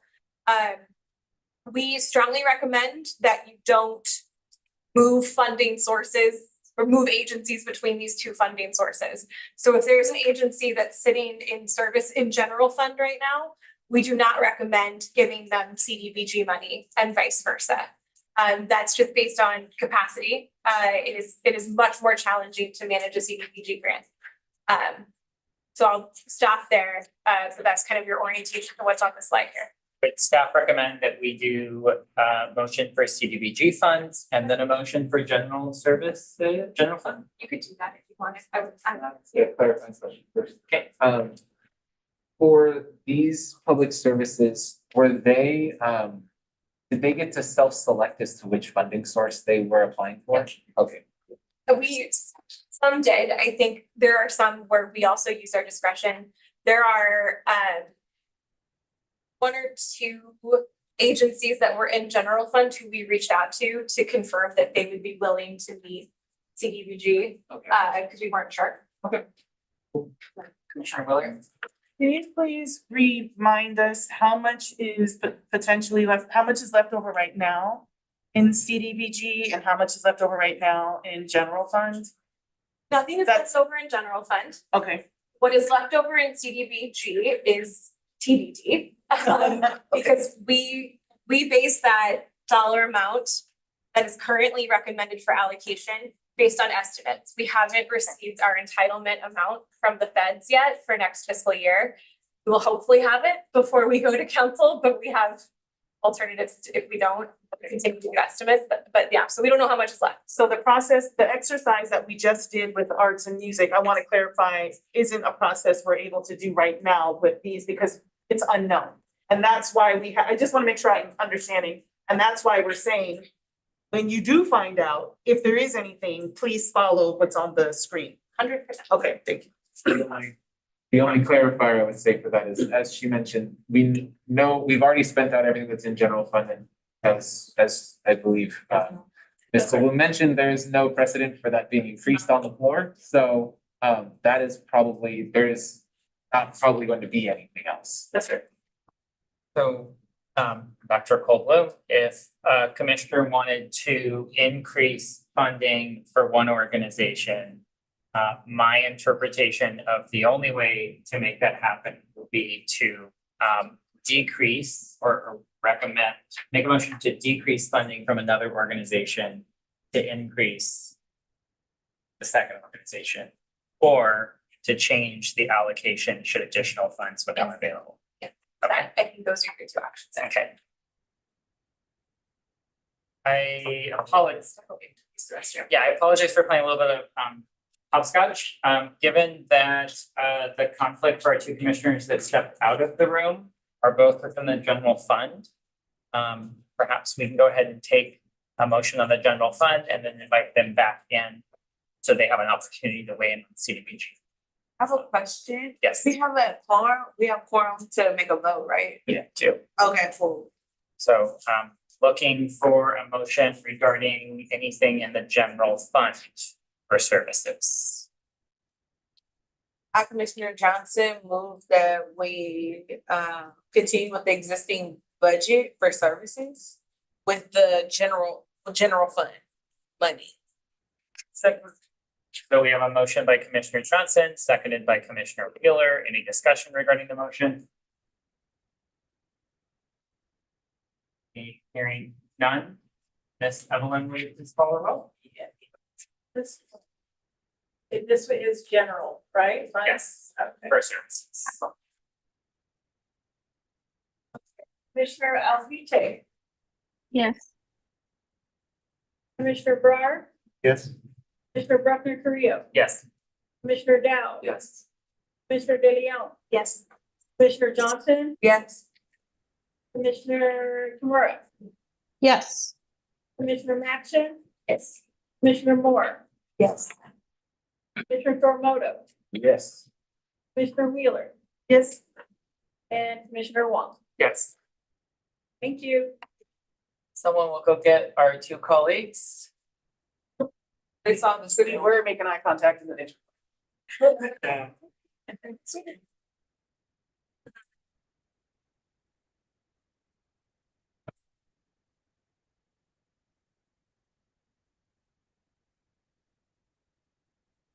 So Commissioner Gunn and Commissioner Treviso have re-entered the room.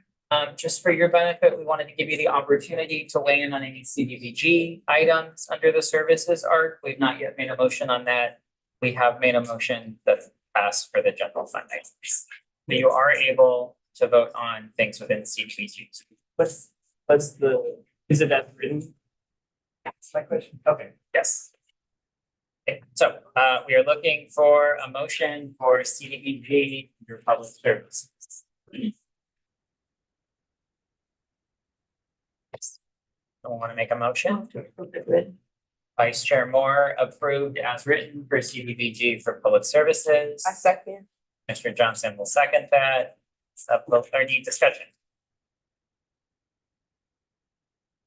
Ms. Evelyn? To reiterate, it's the CDBG services as is, correct? Yes. Motion by Moore, second by Johnson. Yep. Commissioner Alvite, Yes. Commissioner Brar, Yes. Commissioner Bruckner Carrillo, Yes. Commissioner Gao, Mr. De Leon. Yes. Commissioner Gunn, Yes. Commissioner Johnson, Yes. Commissioner Kimura, Yes. Commissioner Maxon, Yes. Commissioner Moore, Yes. Commissioner Thormoto. I'll go on. Commissioner Treviso. Yes. Commissioner Wheeler. I'll go slower. Commissioner Wong. Yes. I missed it. Shall I hold tight or fifty?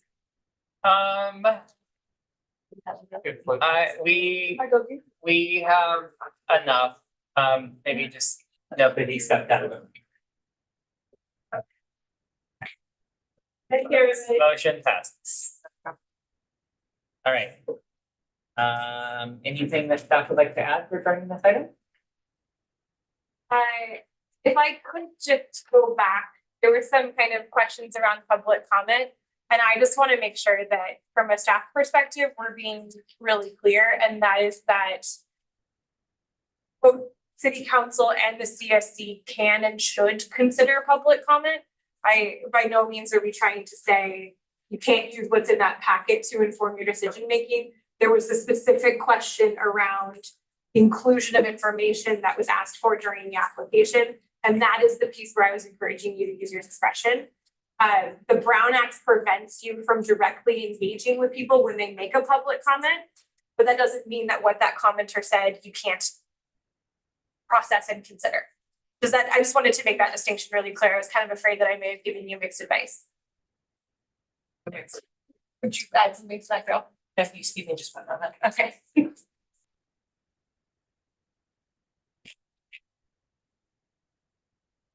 Oh, that's a great catch.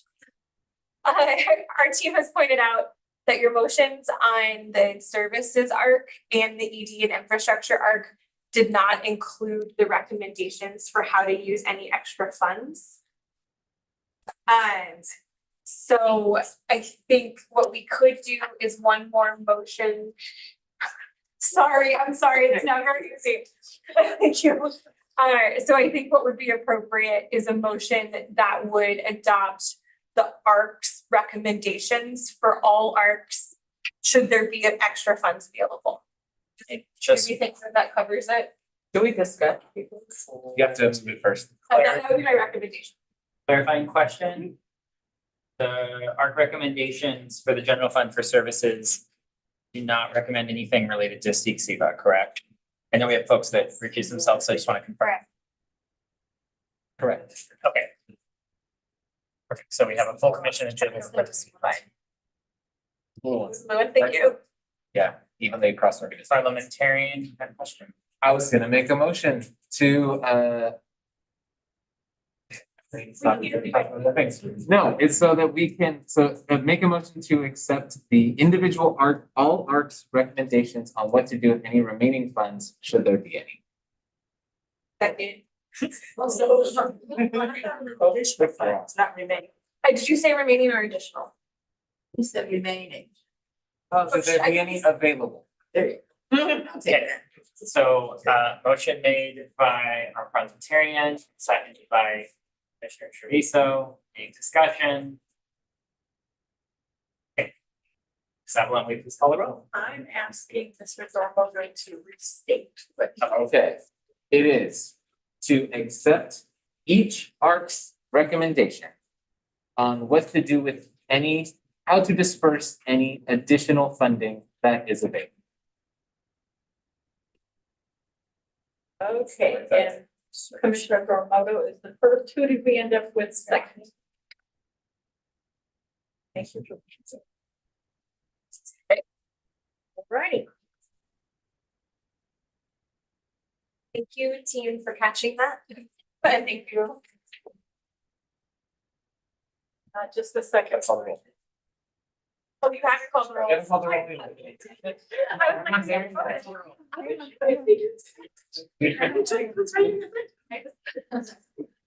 Okay, here we go. Commissioner Alvite. Yes. Commissioner Brar, Yes. Commissioner Bruckner Carrillo, Yes. Commissioner Dow. Yes. Commissioner De Leon. Yes. Commissioner Gunn, Yes. Commissioner Johnson, Yes. Commissioner Kasu. Oh, sorry. Commissioner Kimura, Yes. Commissioner Maction, Yes. Commissioner Moore, Yes. Commissioner Thormoto, Aye. Commissioner Taviso, Yes. Commissioner Wheeler. Yes. And Commissioner Wong. Yes. Thank you. Moving on to the next item on our agenda, CSC conversations on racial equity and public safety. It's a standing agenda item. Staff doesn't have any updates for you on this one. I think there's discussion. I do have a question for staff. Commissioner Johnson. Yeah, I have a question regarding, the people who are supposed to present for that initiative. Sarah Aisha Knowles. Possibly, yes.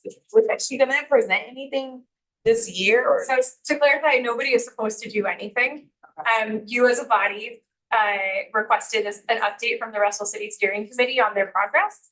And a little over a year ago, I believe at this point, the chair, Aisha Knowles, came and spoke to you all, and everybody on the commission shared their interest and kind of what they wanted to know from the Russell City Steering Committee.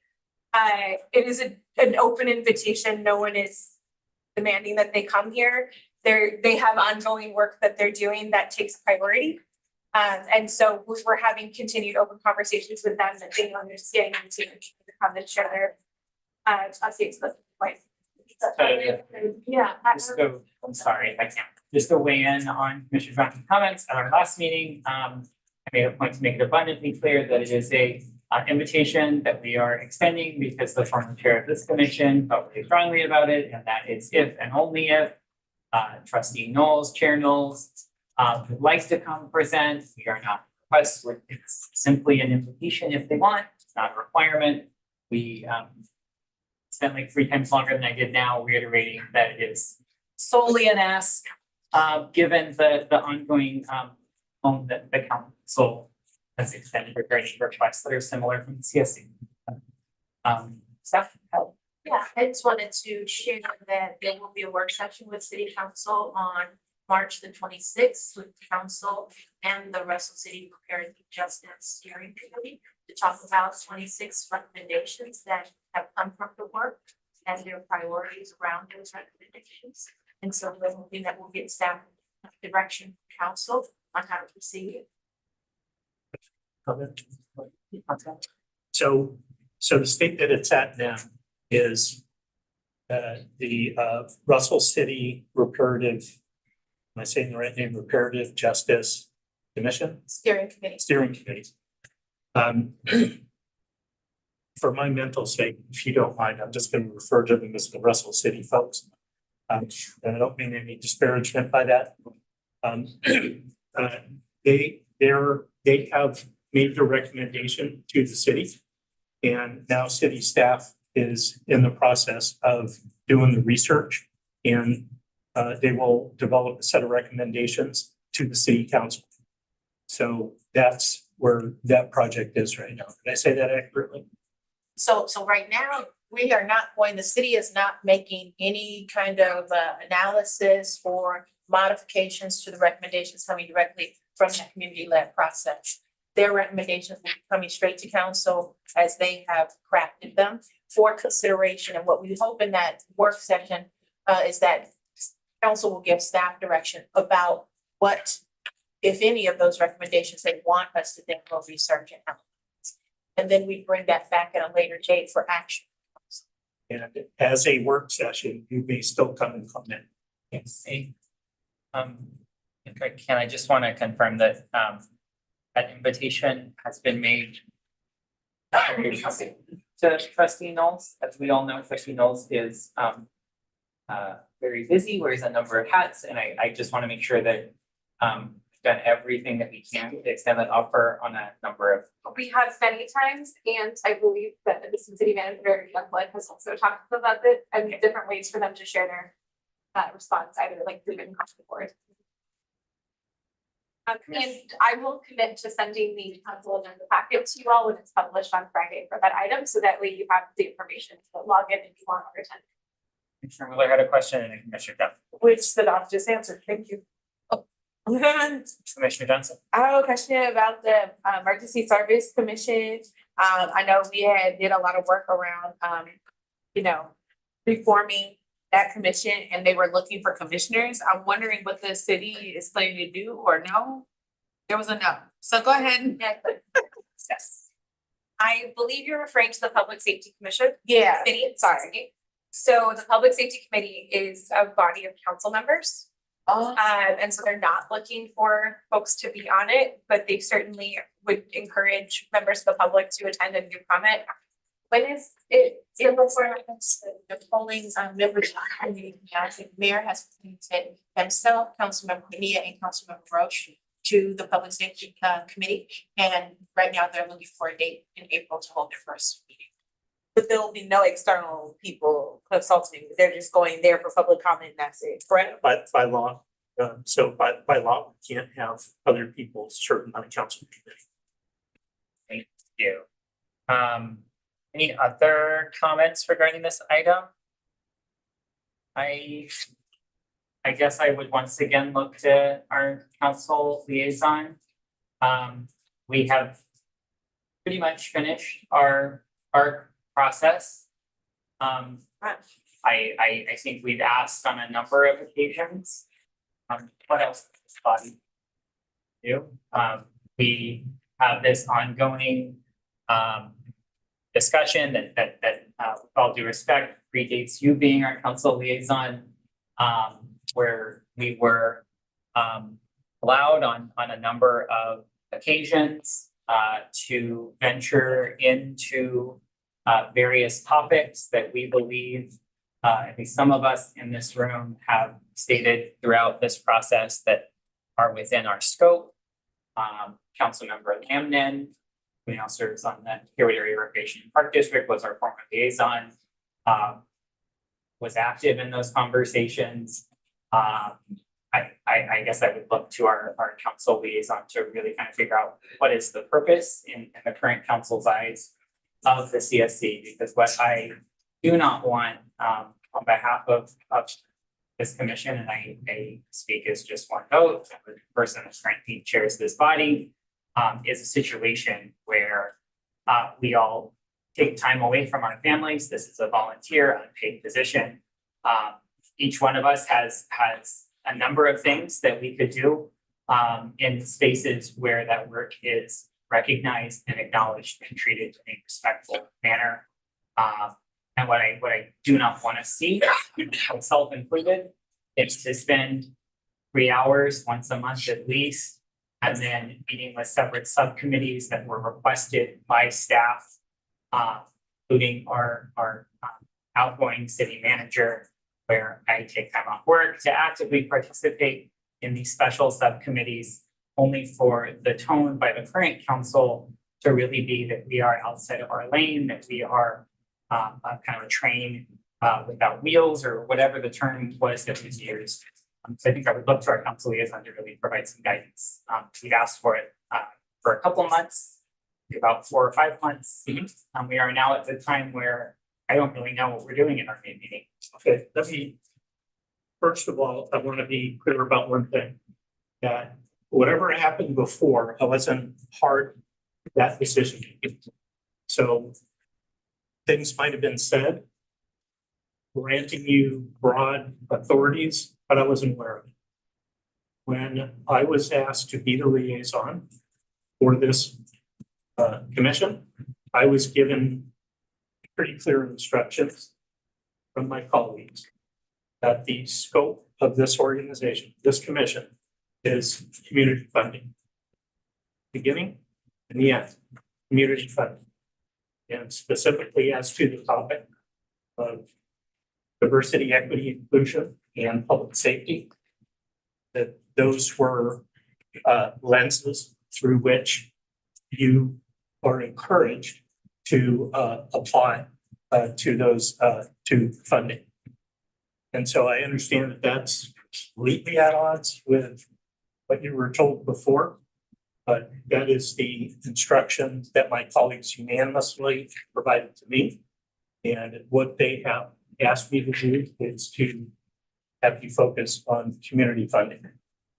I guess I would ask if there is a specific minute order or something that can be provided where that was a motion that was made and approved by council. I don't believe I've received that as chair, and I apologize if I have. Or that is a unanimous decision. Council. If you please, I think is it okay if I just Absolutely. comment on this? The council is going to be having a work session on April the 16th. Discussing boards and commissions, and in particular, community services session and Keep Hayward Clean and Green to provide staff with clear direction. And so, and it is a work section, so they won't be providing any action, but they will be providing direction to staff about clarity on purpose for various commissions. Services commission. Thank you. Commissioner Johnson. Just want to go on record here. I have spoken to the council, with the last city council about my disappointment about the frustrations that the council and the optics around what we hear. I think when you approach government, there's a lot of intersectionality that happens. Also, we're dealing with a lot of people that haves and have nots, and those are layered conversations. I also want to really, again, mention that this is about us making change within our communities. It's about being engaged on some level with government. Before this council, before the CFC of the existing members, there was a hard time, from my understanding, and correct me if I'm wrong, of getting quorum of people being engaged and having meaningful conversations. And so if council members and if the existing council members want to see changes and they are overwhelmed and overburdened by the societal ills of the city, what are we here for? We're here to make a difference in our own communities to some degree. I think we can all align on that. And also fun. It's not a one or other. It's about having a meaningful conversation, initiating change within within what we can do on the CSCs. And questioning as well. That's part of it as well. So that's all I have to say. Okay, I want to just make sure we're also kind of keeping to the agenda item that's before us. Any other questions, comments? Question Vice Chair Moore. for Assistant City Manager. And if you could speak up, Vice Chair Moore, because Okay. yeah. The meeting on April 16th for boards and commissions, is that something that occurs regularly, or is this a one-off because of something that has happened that they want to address in a public forum?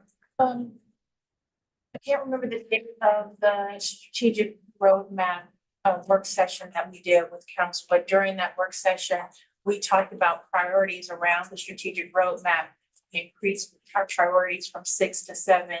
And we made an effort, or the council made an effort to align each of their council committees with one of the priorities in the strategic roadmap.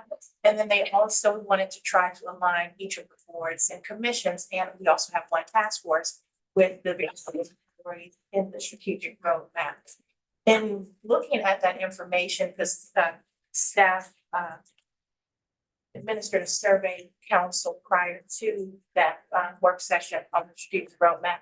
And so council members gave their input on where different boards and commissions was at.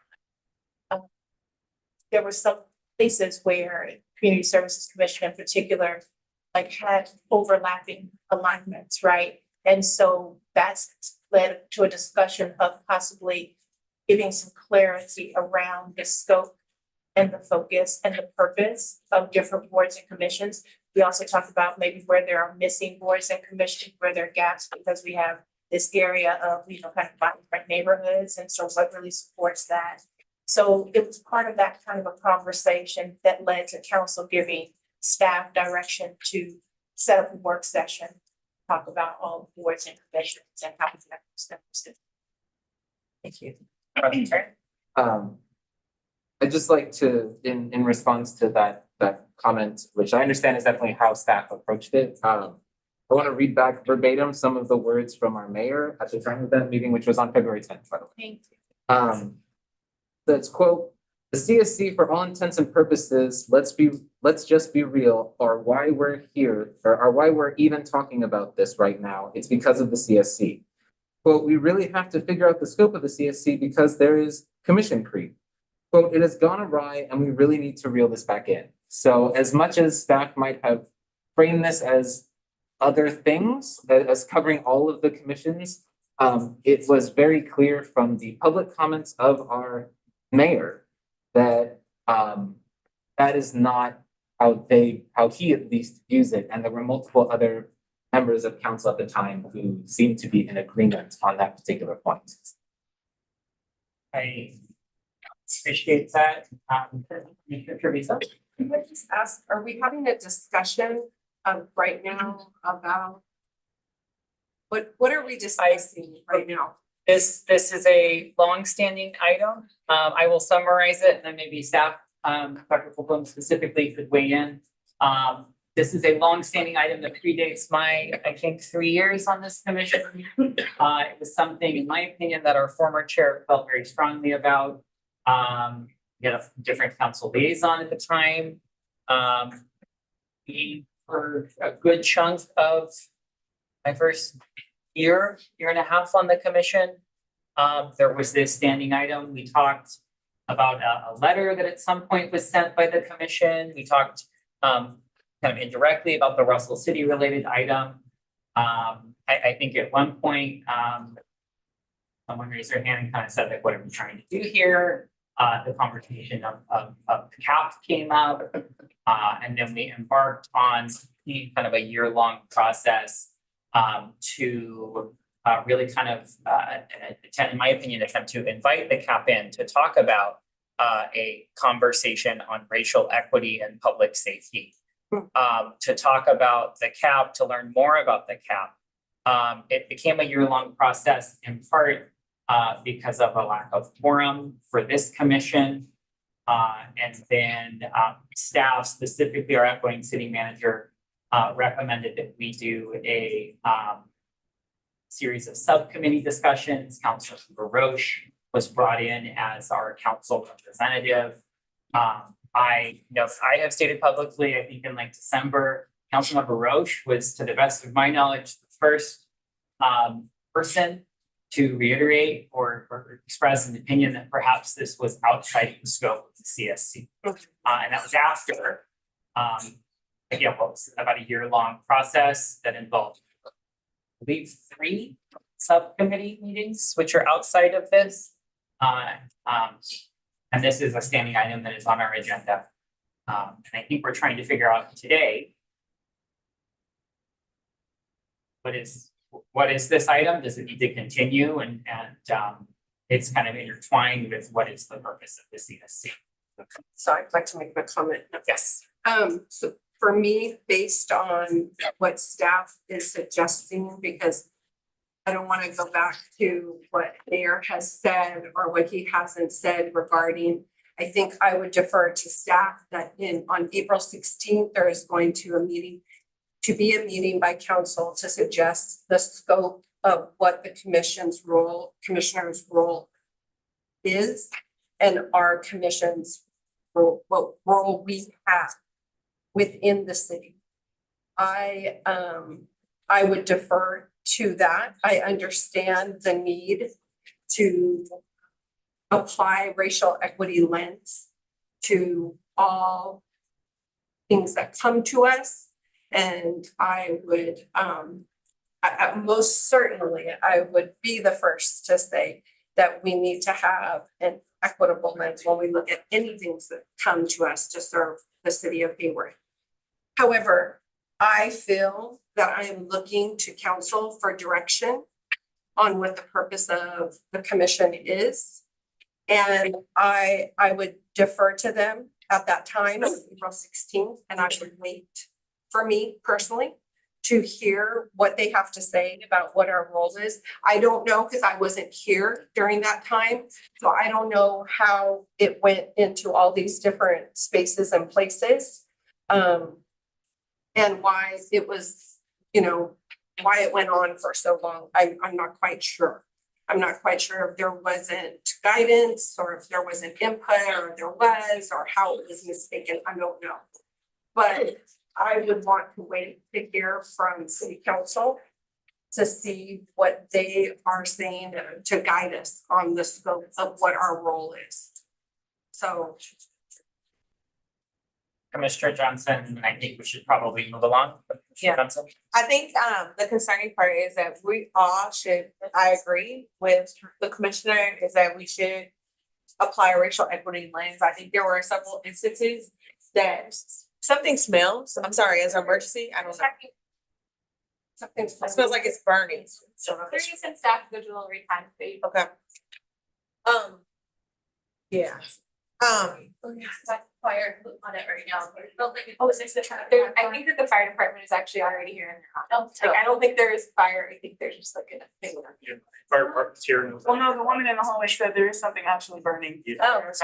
Fire department's there. They're handling We it. are gonna No, I go saw it. ahead and adjourn our meeting in the interest of safety. Yeah. We're adjourning at 6 p.m. We need a motion to adjourn. Are we okay skipping the planning portion? We are adjourning. Okay. They'll see. Okay. Amy, why are you having a thing? Oh, that one's done. Go. Yeah. Oh, yeah. I'm having a baby. You're having a baby?